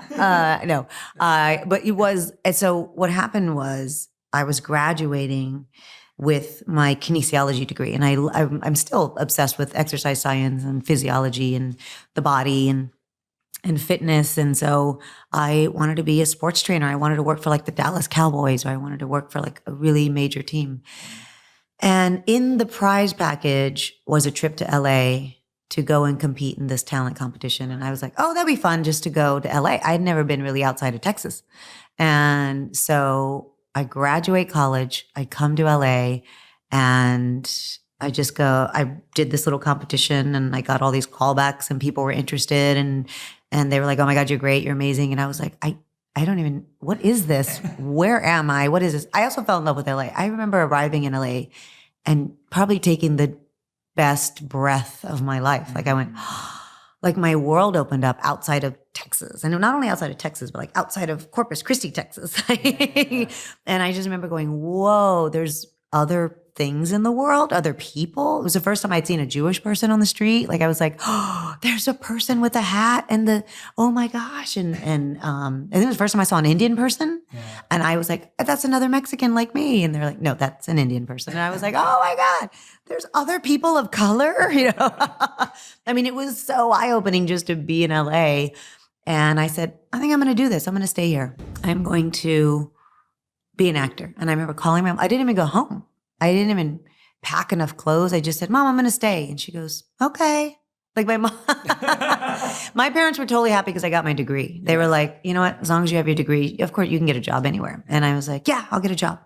And it literally was a left turn and it was some guiding force. I really think about it now. I wouldn't do that today. I wouldn't get up and move my life. And I didn't know anybody. I had no money, no car, I knew nothing about an industry I wanted to be a part of. Like, and I felt supported and guided by some sort of energy and presence. And I just thought, oh yeah, this is where I'm supposed to be. It just felt completely right. And I was never one of those people who said, now I'll give myself 3 years. And if it doesn't work out, I'm going home. I was like, no, this is it. So it's going to take as long as it's going to take. Wow. Mm-hmm. That's amazing. How were you able to, when I'm listening to you, one thing that's really coming out for me is how were you able to separate the comments or judgment that you were receiving from your family, accept the love that you received from them, which you said beautifully. You said they always loved me and I felt that. And how were you able to see that comment and judgment as separate from that love? Because I find like so many people today, one of the biggest questions I get asked is just like, Jay, my parents don't believe in me, or like my friends don't believe in me, or they don't think it's possible for me. Yeah. And sometimes what that does is it blocks the love too. Oh, Right? You know what I mean? Like it's Yeah. like we also don't see the love. So how were you I'm just intrigued I at don't how were you able know. to, yeah, and I'd love for you to think about it because I think it's fascinating because when I hear you talk about it, there's no bitterness. There's no No. resentment. There's no there's none I of also, that. I think I have blinders on when it comes to my goals and there's nothing you could say that deterred me from my goal. And by the way, that's like the 6-year-old Eva, that's 20-year-old Eva, that's 44-year-old Eva. Like you can tell me this is a really bad idea. Like here are the risks, here's the pros, here's the cons. And I would still do what I want to do. So I don't know if you're born with that. Yeah. And I didn't see their judgment as negative. I thought they were being silly and funny and making fun of me. And that comes from love, right? Like, there's so much, you only mess with the people you love the most. Like that's who you can really joke with. Yeah. And that's how I read it from my family was they were like, you really, you're going to be in a pageant? Really? You won? Okay. And I was like, I have a picture to prove it. And I didn't invite any of my family to the pageant. So they kind of didn't believe that it happened because I didn't invite anybody. They were like, brilliant. Okay, I think that happened in Eva's head. Anyway. So they don't know till this day whether it actually happened. Well, no, you paid for college. I was in college and I had pictures. Yeah. That you remember you had to develop them back then. You had to develop the pictures. How much fun are you having with Grand Hotel right now? It's fun. It's so fun. We've wrapped so long ago, so I'm a little removed for it. But what I was doing was when I was directing Grand Hotel, first we shot the pilot Grand Hotel and I was 8 months pregnant and we shot in Miami and I was running around and I was like, okay, we got to do this. And that was so much fun because I felt like I had 2 babies. I had, Santi in my stomach and this pilot that we were hoping would get picked up by ABC. And then we get picked up and Santi's born and I'm directing the first one and I'm breastfeeding. Santi's 7 weeks old. I'm getting 3 hours of sleep. And I was like, how am I going to do this? I don't even know how I'm going to do this. And I would just breastfeed him on set. I have 1,000 videos of me saying, and action. And I'm breastfeeding, so many pictures. And I'm like, here we go. I mean, we're going to do it. So I view Grand Hotel as, a parallel universe with Santi because they just happened at the same time. And they were both so hard to get off the ground, Santi and Grand Hotel. At the same time. And so, I think Grand Hotel is one of the most special projects. That one and Dora, because same thing, Dora, I was shooting Dora when Santi was tiny. And so those 2 projects will always be so special to me because they're encompassed in Santi. Yeah, but this seems like a theme in your life. Like you never do the easy route. No, I know. Yeah, you never do like the one thing. Like most people are like, if you're gonna have a kid 1 year, like just have a kid, right? Yeah. Like, I hear that. We don't have kids yet, but I know. we hear that all the time. But like you were, you said Dora. Yeah, Dora, of course. Congratulations. By the way. Thank you. It's been amazing seeing everyone. So Dora, you've got Grand Hotel and you're having Santi, right? At the same time. Mm-hmm. And then when you were trying to become an actress, you're also headhunting at the time. Oh my gosh. As well? Like yes. you're doing that and you're juggling at the same time. Let me tell you where all of that comes from. And then I'll tell you the headhunting story. But like my mom raised 4 girls. One with special needs. My oldest sister is mentally disabled. Worked a full-time job. She became a special education teacher. Took care of our family, took care of her sister who, was also, both of her sisters were older. And so like, she was just a caretaker for the whole family and had dinner on the table every day at 6:00 that she made from scratch. So I always look at my mom as like, how did she do that? We went to 4 different schools. She was a human taxi. She'd drop one up, pick one up, I was in cheerleading. My sister was in band. My other sister was in flag corps. Lisa's getting her therapies. And she I don't remember a day my mom was sick. I don't remember her getting a cold, a flu, a cough, a sneezed. She just did it and she endured and she didn't only like survive, she thrived. Like she was like, did it. And so I look at my life and I go, oh my God, I'm not doing enough like my mom did. Like my mom did way more and did it happily and with a smile. And that's where I think the work ethic comes from. But when I moved to Hollywood, I was like, I had my degree and I was like, I'm not going to wait tables. Not that anything's wrong with that, but I was just like, I have a degree. So I went to a temp agency to get a temp job because I was like, I'm an actor. I'm an actor. I can't really work too much. And they hired me and they were like, oh, you should work here. And I was like, oh, what's here? And they said, oh, it's, matchmaking. There's jobs and people and you put them together. And I was like, oh, okay. So Not people and people matchmaking. yeah, no, not people, jobs and people. Yeah. And I was good at it. I mean, I was just like, this is like my calling. And I was doing so well that I paid off my college debt, my student debt, my credit card debt, my student debt. I got a car. I had an apartment. I got my headshots. I took acting classes. Like it really, it was like a dream job for me because it still allowed me to pursue acting and financially support that dream. And I remember the first big break I got was on Young and the Restless. And I was like, oh my gosh, I got this part. And it was paying 1/10 of what I was making as a headhunter. I was like, oh, I can't live on that. Like that, I have now all of these things I have to pay for. So I continued to be a headhunter while I was on Young and the Restless for 3 years, by the way. Wow. The whole time I was on Young and the Restless, I had to keep my other job because they didn't pay me enough. And I did it out of my dressing room. So I'd be on the phone and I'd be like, yes, I'm negotiating this salary. And then they're like, ready on set. And I'm like, okay, I have to run. I have another meeting. And you're learning lines too at the same time. Learning lines, getting hair and makeup, doing publicity. Like it was fun. When you're young like that, you have all the energy in the world. And I remember, You still do. Yeah. Yeah. You're still doing it. But now I get 8 hours of sleep though. Like I actually budget it. Back then I could roll out of bed from the club and be like, here we go, let's go. Yeah. Now that cannot. If I drink I'm today. like that already. Yeah. It's like 4 days later I'll recover from drinking. 100%. Oh, I love that. No, it's so true. So true. And you've reminded me of my mom too. Like when you were speaking about your mother, I feel exactly the same way. You know, my mother was always there, but running her own business, when I was growing up, taking care of me and my sister, every sporting activity or art activity or whatever it was, always supportive, helping with homework. Yes, my mom too. Homework. Yeah, homework, like helping with school, like and she did it so like effortlessly almost. It felt that way. Well, it felt like that to us. To us, yes. It wasn't. Yeah. It wasn't, but she made it feel like that. She never made it feel like a burden or never made it feel like it was our fault or whatever it was. Right. And I can relate to that. But you have this real ability and it's your superpower. Like you're able to continuously, we just talked about headhunting and acting, like making both happen at the same time. Yeah. You're talking about even then with Desperate Housewives and doing a master's degree. Yeah, I got my master's during Desperate Housewives, which I, Like, again, come on, like- looking back, I'm like, not so much a good idea because getting your master's is all encompassing in mentally. Like you have to really dive deep into the purpose of that. Like, why are you doing this? And I was, I come from a family of educators. So like all my sisters went to college, my mom, my aunts were teachers. Like, so I was the last person in my family to get a master's degree. Like that's crazy, like how many families can say that? And I knew I was very blessed with the idea that education was important and also hearing the word university in my household. So many kids today don't even hear that word in their household. So I was really lucky.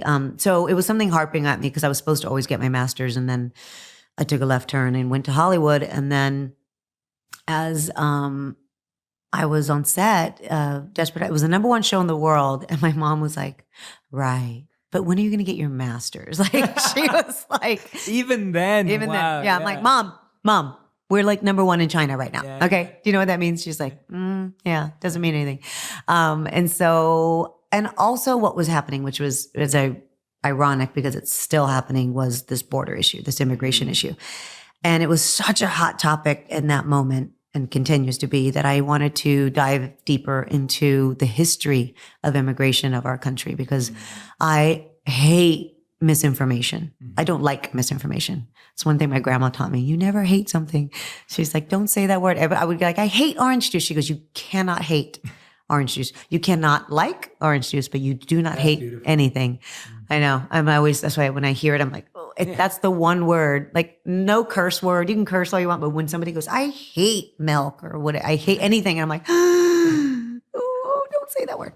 So anyway, I don't like the amount of misinformation in the world. So I was like, you know what? I don't even know this information. Let me go get it. And so I took one class about Chicano 101, which was, Chicano's a politicized word in the civil rights movement, the Chicano civil rights movement, that really is about the Mexican American, specifically Mexican American journey in the United States. And so the history, because many of us didn't cross the border crossed us. And so we are rooted in this country, in this tierra, in this world, in this earth, in this whatever, border that is put up, we're still part of this land. And so, understanding that history, and I took one class, and then I took another class, and then I took a third class, and finally the university was like, you have to enroll eventually. And I was like, okay.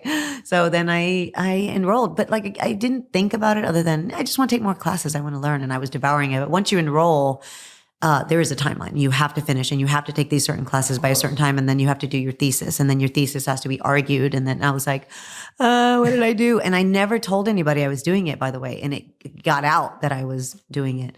And that put more pressure on me to finish, because I was like, even if I don't finish, at least I took more classes. And once it got out to the press and people kept talking about like, that's so great. That's so great. Our community needs you. I was like, now I have to finish.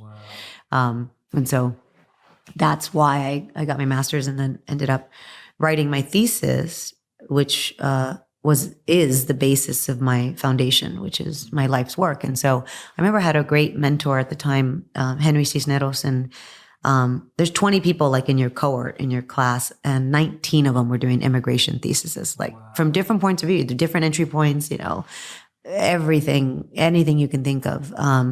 And I was like, yeah, I want to do my thesis on immigration. And my mentor goes, but is that going to be your life's work? Like, what is going to be your life's work? Your thesis and your master's is diving deep into one thing. And things can branch off of that, like, because, social issues are all connected. But he's like, but what are you going to be an expert at? And I said, I really am interested in education because my family comes from educators, and I want to help more Latinos attain higher education, even finish high school, right? Like finish high school and then be able to go further.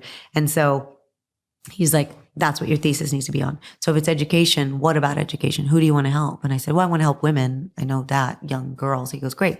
And where do you want to help? Like he made me drill down specifically but how are you going to help, and why are you going to help? And so I said, well, I feel like there's not enough Latinas in STEM fields, science, technology, engineering, and math.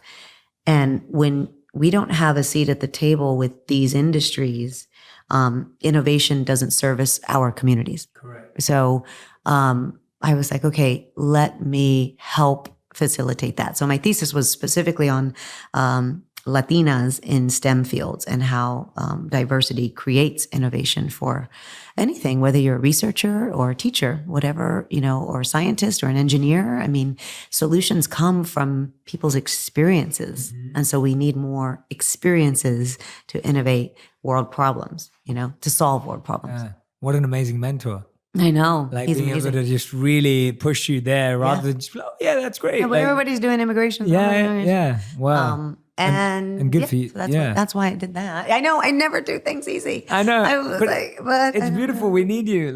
We need the strength and the toughness. I think what it shows me is just what it shows me and shows so many people today. I think so many of us get lost in the excuse of like, well, I can't chase my passion if I'm doing this, or I can't do this if it's meaningful to me because I have a day job, or I can't, and I'm not saying that everyone should do everything, but what I am saying is that you're showing us through your own behavior and action and choices that if you put your mind to it, you can do multiple things that are actually very different. Yeah. I think also what we don't realize is we waste more time in the day than you realize. Yes. Right. And so like I'm sometimes on Instagram, but I really look at the screen time and I give myself like, this is the time, Eva, you can look at Instagram. Like my entire day is mapped out because I'm just an efficient person. If I'm in the car, I'm doing a conference call or I'm listening to a podcast. If I'm on a plane, I'm reading a script, I'm reading a book, I'm watching a TV show that I have to watch for research. Like if I'm, bathing Santi, I am FaceTiming with grandma because grandma's this is your time, grandma, with Santi. It's just like, what can I do? And I remember also when I was on Desperate Housewives, I learned French and it was...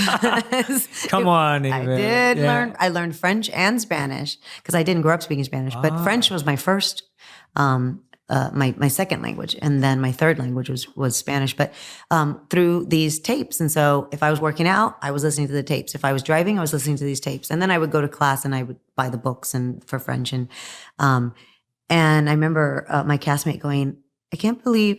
When we finished Housewives, she goes, "You've learned 2 languages and got a master's degree." She goes, and she's like, "And I just endured."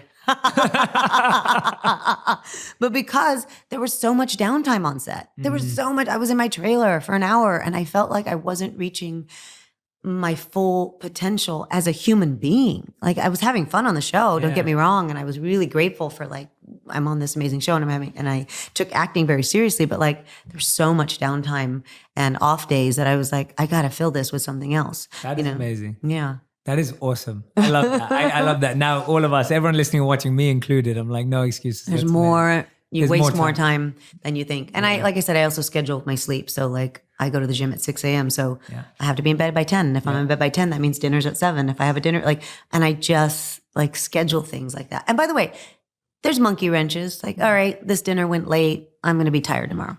But it's not my lifestyle.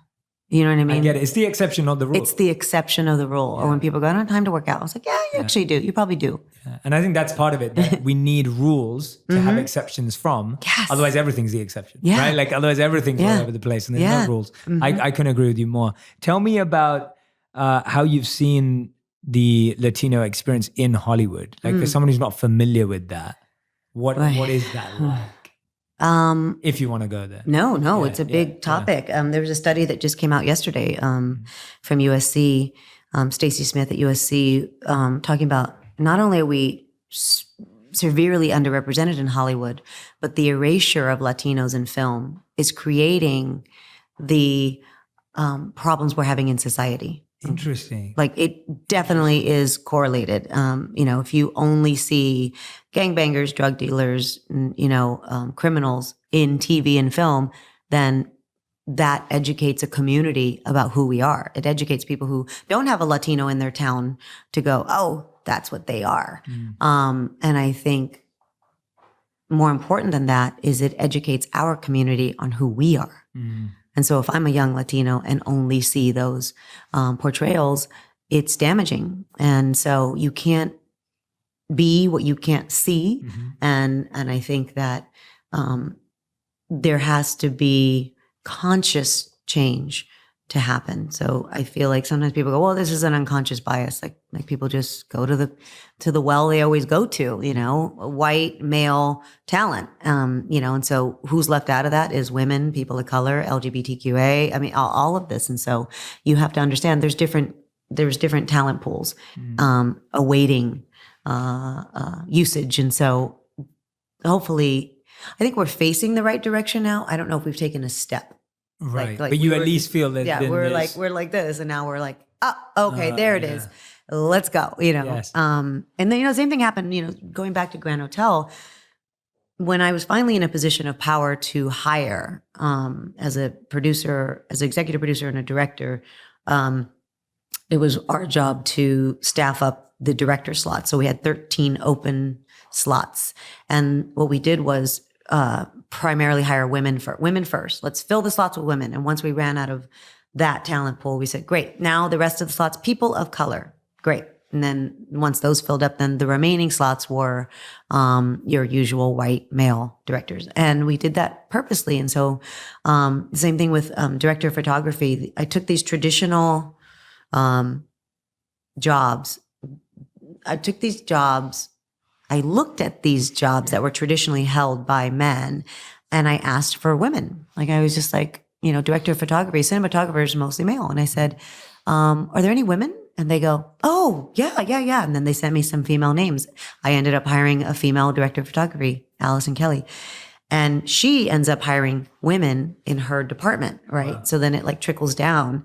Then we hired 2 female assistant directors, and they end up hiring female PAs, and it just, there's a great trickle down effect. There was we needed a stunt coordinator because we had a big stunt to do, and they're like, here's Tom, Dick, and Harry, and I was like, great. Are there any female stunt coordinators? There must be female stunt coordinators. They go, oh yeah, there are, and of course they send me the names, and I go, great, her, Helena.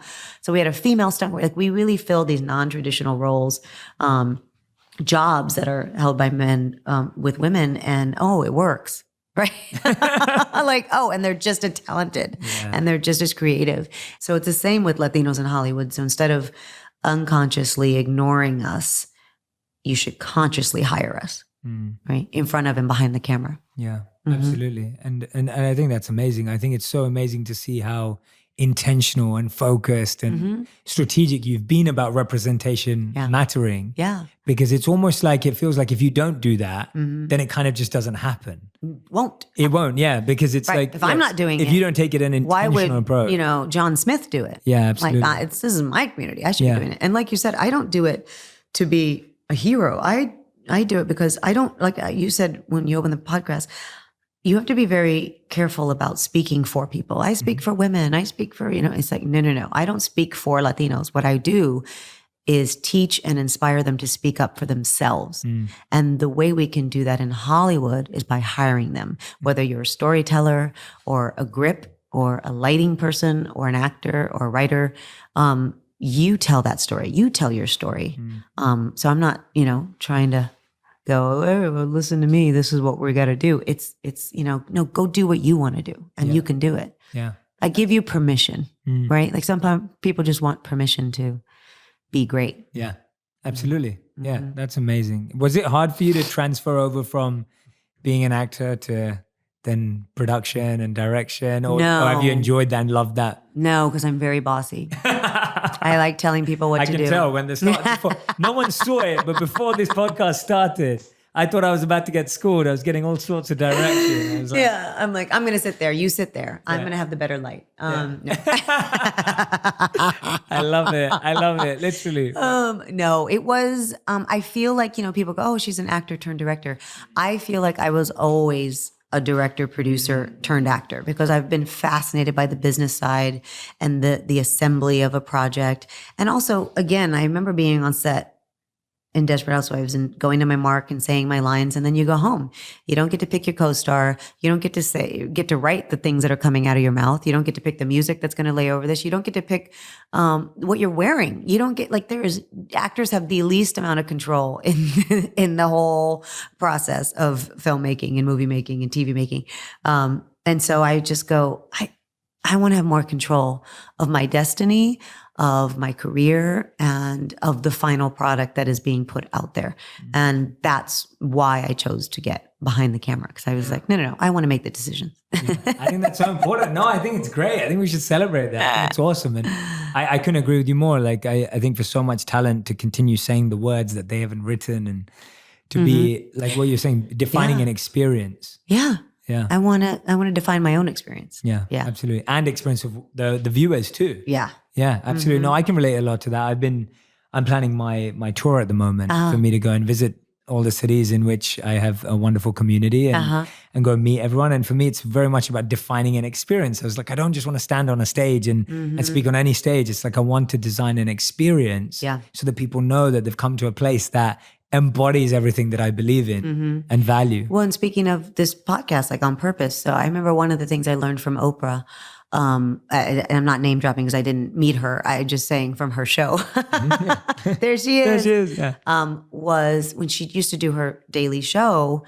I was like, how do they fill up 365 days a year of booking people and booking, talk psychologists, whatever, picking the themes and picking the topic of the show. And she said, I produce with purpose. So every show has to deliver something. Why am I producing this particular episode? Yes. And I have carried that with me in everything that I do. Like, what is the point? And so I'll get pitched things of like, it's like Empire, but Latino. And I go, right. Okay. And then what? Yeah. Great. Like, I've turned down so many things that I go, people are going to watch that. I just don't know what the point is. Like, what's the purpose? And for you. Yeah. For me. Exactly. It might service something in your life, but it's not servicing my goals of whatever that is. Right. Yeah. And so, producing with purpose has been the mantra of my production company. And that's probably why I produce so many documentaries, is because humanizing social issues is the best way to educate somebody about it. And so my agents, to my agents, a grin, because they were just like, documentaries don't make movies, don't make money, Eva. Stop making documentaries. They make no money. And I'm like, but that's not my purpose. Yeah. If that was my purpose, I wouldn't do them. But my purpose for the documentaries is a different point. I love that. I love that. And I think that's so important. That applies to everything, like not just movies or shows. It's like, you could apply that to everything in our lives. Like, why are we sitting down with anyone, or every meeting or friend we allow into our space, or just really reflecting, going, what is the purpose of this interaction, conversation, deal, whatever it may be. Yeah. Totally. And being able to do that. And anyone who's listening and watching, I highly encourage you to do that with your work, with your relationships, with every area. Yeah. And if you can't answer the question, then you can look for an answer. And if you can't find the answer, then that is your answer. And I think, like I'm doing now in my life is taking an emotional inventory and going, okay, what's this servicing? Nothing. Out, Yes. Okay, what is it? Like just doing the spring cleaning of your emotions. And so I always love that, idea of like, oh, let's take an emotional inventory. My husband and I will do it together. Like, where are we at? What are we doing? Okay, here we go. All right, this is wasting our time and not really fulfilling us in any way. So out, not doing that anymore. Even with like, silly things like not only projects and people, whether it's property, like we had this house in Miami, we're like, we don't go. Why do we have that? Like, and you don't realize it because sometimes there's a different part of your life that is about attainment. I'm gonna attain as much as I can, whether it's money, whether it's houses, whether it's cars, and lately my husband and I have just looked at our life and go, whoa, what is the purpose of this many things? Yeah. Okay, we don't need that. We don't need that. We don't need that.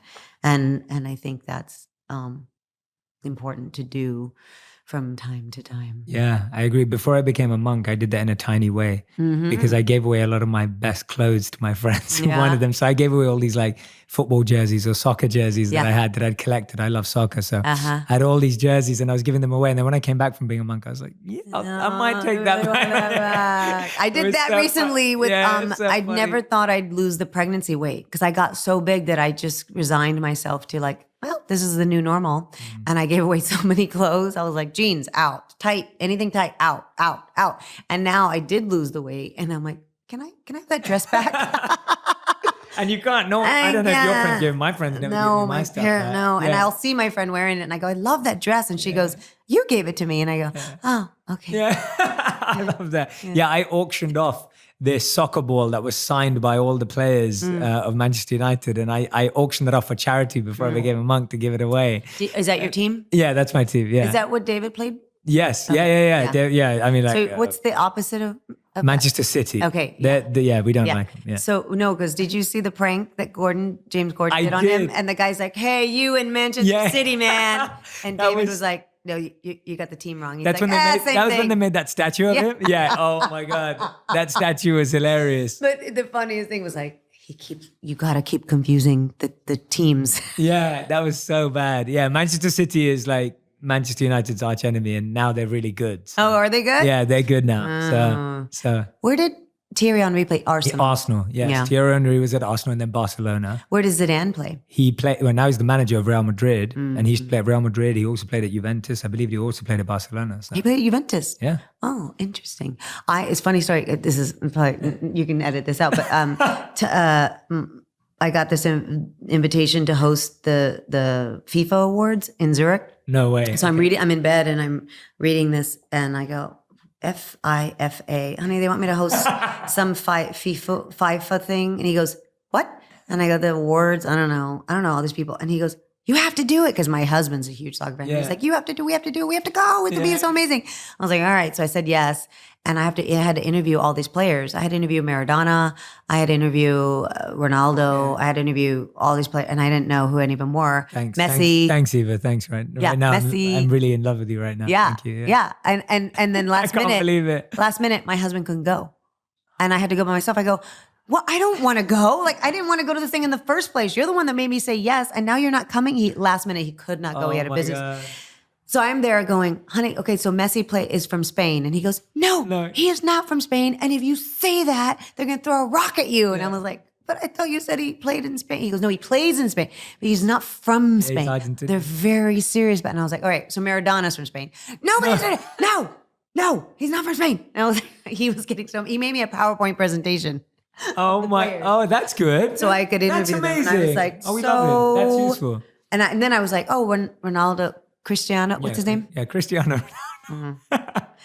Because isn't there two of them? Ronaldinho. There's the Brazilian Ronaldo. Okay. And there's Ronaldinho. Okay. And then there's Cristiano Ronaldo. Oh God. So I was like, Cristiano's from Brazil, right? And he goes, no. And I go, he speaks Portuguese. And he goes, hey, he's from Portugal. I was like, oh my God, this is too confusing. Confusing. Anyway, I ended up doing it, but not happy about it. Very cool. Yeah, very cool. Not happy about it. Not you would jealous, have loved not it. jealous at all. Yeah. You would have loved it. No, I love that. Yes. Do you want us to keep that in? I loved it. It was great. It was great. But where were we? Nobody cares. I think the awesome thing is that there's no lesson in that. There's no lesson in that. You being a there fanboy. was no lesson in that. That was me just being very excited that I know. I'm surprised you call it soccer. I do when I'm here. Just so everyone knows what I'm talking about. Because if I say I can't call it real football, then everyone gets upset. I know. But have you been to the Los Angeles? I have. I've been to watch LAFC. So good. I've been to the LA Galaxy Stadium. What's the difference, by the way? So there's LAFC and LA Galaxy. They're the two teams in LA. Oh, they're both MLS? They're both MLS. Oh, I didn't know that. Okay. Did not know that. Yeah. They're both, I mean, why would I know that? Yeah, why would you know that? You don't know Cristiano Ronaldo. I just love the food at the LAFC. Okay. Yeah, great I was stadium. secretly hoping you were a football fan, but I guess I'm a football fan. American football. American football, yeah. I am a huge NFL fan. Yeah, I love the NFL. Awesome. Do you not like it? I'm interested in people in the NFL, like players. I'm fascinated by people, but I just didn't grow up on it. That's what it is. Yeah. I watch it, but I didn't grow. I think when you grow up on something. Oh yeah, and I'm from Texas, so Texas is a football state. I think that's what it is. When you grow up on something, it has a huge. So I even watched a lot of basketball growing up. So I love basketball. Yeah, I absolutely love basketball. But football, soccer is my main sport. But anyway, all right. I was going to ask you with Santi. What is there? I asked you earlier what you'd learned from him and since having him, what are you trying to teach and what would you like him to take on? What are the most important things? Yeah. And how you're doing it? I read a book when I was pregnant. It's amazing how this, you should write a book about this because there's not a lot of books on it because I was looking for it. But I wanted to, when I was pregnant, I wanted to know what was spiritually happening. So there's so many books of like, today he has fingernails. This week his brain is developing. Eat a lot of salmon. This month, this is happening. And I was like, what is spiritually happening in my belly? And my friend Deepak gave me his book and he said, read this book. And it was The Spirituality and Miracle of Pregnancy. And it was basically that of like, even in the book, he said, don't watch anything that upsets you, even if it's fake, like a scary movie or something. Cause he's like, the baby doesn't know that feeling is manufactured. You just go, you get scared or whatever. And, same thing with like trying not to be stressed or anything, just how everything channels into the baby and all of that stuff. But there was literally one, it was like his book and that was it. And I said, no, there has to be more. Like, does the heart create before the mind? I mean, the brain, like physically. So that's why like we do lead with our heart. Like I wanted to know so many of those answers. Yeah. Anyway, and so in the book, he said, every night when you rub your cream on or whatever, do a mantra with what you wish for your child. And my wish for him was kindness and compassion. Like, that's beautiful. Please let him be. I mean, health, of course, like that was like a given. I was like, okay, I hope he's healthy. But the thing I want to impart most on him is to be, I hope he's a kind and compassionate human being, That's beautiful. and mindful. I think a lot of things hang off the tree of mindfulness. So, sometimes you can have a gullible, compassionate person, but if you're mindful, I feel like there's a level of compassion and intelligence to be deciphering good situations, bad situations, what takes your time, what shouldn't take your time. And so mindfulness was a big one. Yeah, those are beautiful. I love that. And it's so true. Yeah, the Vedic terms, and I know Deepak well as well. He's a good friend. The samskaras that children have are all the way from conception through to as they get older. And so the the qualities and the values we want them to embody and meditating on those, and then the qualities when they come in. So I think that's beautiful. What a beautiful meditation to it. And I love what you said there. It's not just about being kind and compassionate and gullible, but being focused, intentional, mindful, being able to process that. Yeah. It's amazing. It's a very big difference. Yeah, absolutely. Yeah. Absolutely. It's amazing. And one thing I read about you, which I thought was unbelievable, which I have to say, and you're going to hate me for saying it, but I'm going to say it anyway. I haven't. Is Hollywood Reporter named you the Philanthropist of the Year, which I thought was amazing. I mean, that's beautiful. Thank you. To have come here, to have paved your own path, to have worked so hard, and for this space and community and world to recognize that. Yeah. And that must have felt incredible. No, it was amazing. And at the same time, giving you an opportunity to use that platform to do more incredible work. Tell us about that. Yeah. So much. That meant a lot to me because, I grew up with a special needs sister. So my oldest sister, Lisa, has a mental disability. She was born at like 7 months, so didn't get enough oxygen to her brain. So she has like about a third grade level for her life, like, her reading, her comprehension. And so because of that, I was born into her world. And when we were young, we would use so many community services, whether it was Boys and Girls Club or Salvation Army. We would always go Special Olympics. There were so many organizations that helped my sister and our family that I never forgot. Like I was like, who are these people helping us? They don't even know us. And my mom would always say, charity. And I thought charity was a person. Like I was like, charity is so nice. And we used to have to volunteer. That was the greatest lesson I think my mom taught us very early was volunteerism. Yeah. And so she was like, we're going to go volunteer at the soup kitchen. We're going to volunteer at the Boys and Girls Club. We're going to volunteer at Special Olympics. And I thought it was a job. Like I was like, I want to be a volunteer when I grow up. And how beautiful. Yeah, it was because my earliest childhood memories all revolve around Special Olympics because my sister was in it. So we had to go and volunteer because my mom was like, we're all going, let's go, get in the car. You're volunteering, Lisa's competing. And I remember my first job was a hugger. Like that's a job at the Special Olympics. And you hug the athletes at the end of their race, at the end of their competition. And the healing of that gesture of a hug to a stranger was really something that has stuck with me. And I remember I must have been maybe 5. Like the fact that I remember that, and I always wanted to go back and be a hugger. So just that lesson of like giving back, volunteering, community was ingrained in the DNA of who me and all my sisters are. So regardless of being famous, I knew that was my destiny and my role and my responsibility. And then the fact that I became famous and had this platform to talk about and shine a light and give a voice and all of that stuff was really just a natural evolution because I was doing it anyway. Yes. So I was really grateful for the microphone that I ended up receiving so I could do more of what I was already doing, what my family has always been doing. And so, people a lot of times want to go, no, like what got you philanthropic? I'm like, oh God, no, that's since I was a kid. Yeah. And the other thing that I do, I manifest a lot of things. And I remember moving here in 1998 and walking in Hollywood Boulevard. I wanted to live in Hollywood because when I wrote home, I wanted the address on the envelope to say Hollywood, California. Yeah. Not knowing Hollywood was like really ghetto-y at that time. Now it's like chic. Not sure. Yeah. But I was walking to Hollywood Boulevard and I was looking at all the stars on the Walk of Fame. And I said, one day I'm going to have a star here. I'm going to have a star. And I picked the spot and I said, it's going to be right here. And this is an empty one. It's going to be right here.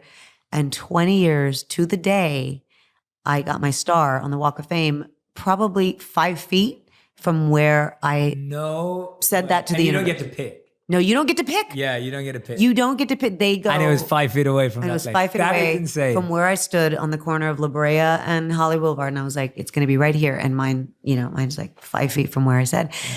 And so that's something I believe in. But it's also more than that. Like, people go, I'm going to be a star. Okay, well, you got to put the work in. Yeah. And we've talked about that. Let's not get the work in. Yeah, you've done that. Yeah. But just first visualizing it, saying it is really the 2 biggest steps. Yeah. And I think for women too, there's not a lot of female directors. There's not a lot of female females behind the camera like there should be. And a lot of that is because, we don't want to even say it out loud because I might be full of myself, but I should be a writer. Yeah. I should be a director. I should say it. Yeah. Say it, do it, give yourself permission, because that's the first step. Then you go into your plan of how to accomplish it. But the first step is just, verbalize it, visualize it, and then say it.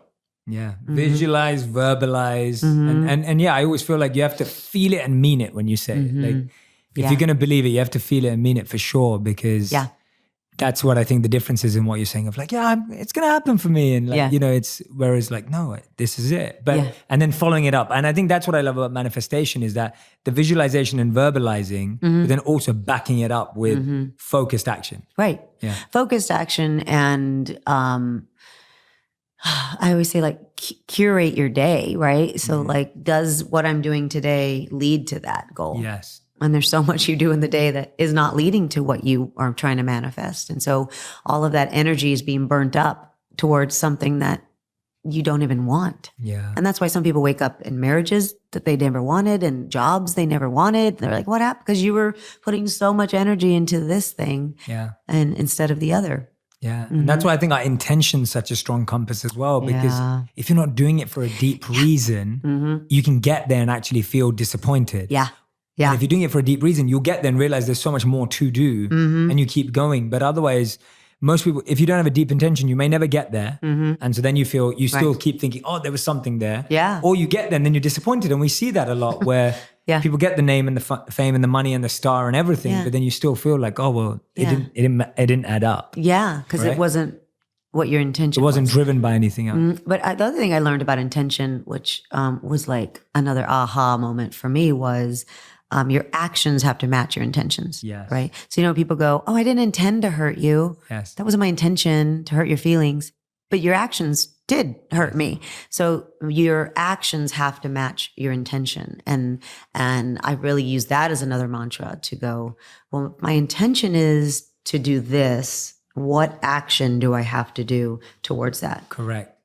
Absolutely. I love that. Eva, you're amazing. You are awesome. Thank you for doing this with a sore throat, with having done so much press. You have to do Colbert tonight, you were saying. Conan, sorry, I'll take that. Let's re-edit that. Let's get that right. You're doing Conan tonight as well, which is just insane. So thank you for being here. We end every interview with what I call the final five. This is the final five rapid fire, quick fire round. So you can only answer in one word or one sentence. One word or one sentence. Yeah. Okay? Okay, go. Ready? Okay, so here we go. Number one of your favorite moments on set. You can answer in a sentence. On set? Yeah, one of your favorite moments of all time. I know it's a hard question. Oh gosh, I've had so many great moments. Okay, hold on, let me think. Yeah. We're not going to call the directors or the producers. I know. I think, wow, God, that's a story. It's definitely Desperate Housewives, the day after our premiere. Okay. In 2004. Amazing. Yeah. I remember watching it. I can't believe it. 2004, wow. I'll never forget the day. Because it was the producers called and they go, we're a hit. And I go, okay. I didn't know what that meant. Yeah. I love that. That's awesome. I did not know what change was in store for my life. Great story. Yeah. I love that. Okay, second question. What do you love most about Santi? His soul. His soul. He has a really pure soul. Love that. Question number 3. The movie you've rewatched the most. It doesn't have to be one of yours. Oh, definitely not one of mine. Oh, there's a couple. Casino, Steel Magnolias, Soap Dish. Ah, interesting. Okay. All I haven't seen. What? Yeah, no. You've never seen Casino? No, I haven't. You've given me a great Sharon list. Stone no, and I've Robert never seen De Niro. it. You I haven't thought seen we're it. leaving this room right now and going to watch it. Okay, great. And Steel Magnolias. Hello. Okay, I have not. Dolly Parton. No, I've not seen it. Oh, Lord. Great. 9 to 5, another one. Okay. I love it. Okay, awesome. Number 4, your favorite dish to cook. Anything Mexican. Okay. I love Mexican food. Yeah. I'm a big cook. You have invited me over for dinner once. I know. I couldn't make it. So I know. I'm now going to invite come. myself. Come. Because Mexican food is literally my favorite food. Great. We'll do taco night. Okay, great. And the 5th and final question, which I think I'm going to give you more than one sentence to answer because I think you'll answer it beautifully. One thing we can all do today to make the world a better place. The one thing, the one practice, the one mantra, the one habit that you think the world could adopt on a daily basis to make the world a better place. what I'm usually saying is look around you. The biggest myth about philanthropy is that you have to be rich and famous to make a difference. Yeah. That is not true. If you look at the biggest organizations in the world, it was started by an angry mom, a frustrated coworker, an injustice that happened to somebody. Like those leaders were inspired to do something bigger because they experienced something. And so I always say, look at your neighbor, see if they have needs, look across the street, look in your community. You don't have to cure AIDS. You don't have to solve global warming. You don't have to, sometimes the world's problems feel so big and you go, I'm not going to make a dent, so I'm going to drink out of this plastic bottle. It's like, no, why don't you just do that? Stop using plastic bottles. Yeah, don't use plastic straws.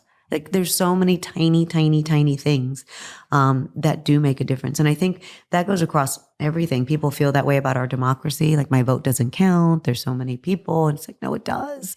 Me recycling, one person recycling doesn't count. It does. Me meditating for the world, praying for the world. It's not going to matter. It does. Because when you have a collective movement of any sort, it's going to move mountains. And so we do need your individual energy and your individual intention and love towards anything. You don't have to look far and you'll find somebody or something in need. I love that. Yeah. What a beautiful message to end on. Thank you so much. Thank Eva, you. That was so fun. Has it been an hour? That's it. Yeah, that's it. I hope you had a lot of fun doing it. It was so much fun. Everyone who's been watching or listening at home, or whether you're walking your dog or you're cooking or you're at the gym or you're commuting, I want you to, from your heart, literally listen to this podcast again if you have to, but just find that message that stood with you. There are so many lessons that are hidden away beautifully and gracefully in Eva's life. And I really hope that today we've been able to unearth some of those gems, and you're going to find the ones that mean something to you. And you're just going to choose one practice or one habit or one thought and just make one change in your life. That's all you have to do. Just pick one thing and let us know on Instagram which one you're going to pick too, because I want to see what you're unearthing from all of these gems in Eva's life. And Eva, thank you. You're incredible. I'm so excited to continue our friendship. Me too. And I'm just so grateful to you, honestly. Thank you so much. Oh, I'm so happy. This was so fun. Yeah, I hope this you is the enjoyed best way to get to know somebody quickly. It is. It's awesome. Thank you so much. Thank you. And everyone go check out Eva across everywhere. Yeah. Mainly Instagram, because she says lots of cute stuff. I do. I have good stories. Yeah, exactly. So go check her out on Instagram. Go follow her on Instagram for sure. Thank you so much, Eva. Thank you. If you want even more videos just like this one, make sure you subscribe and click on the boxes over here. I'm also excited to let you know that you can now get my book, Think Like a Monk, from thinklikeamonkbook.com. Check below in the description to make sure you order today.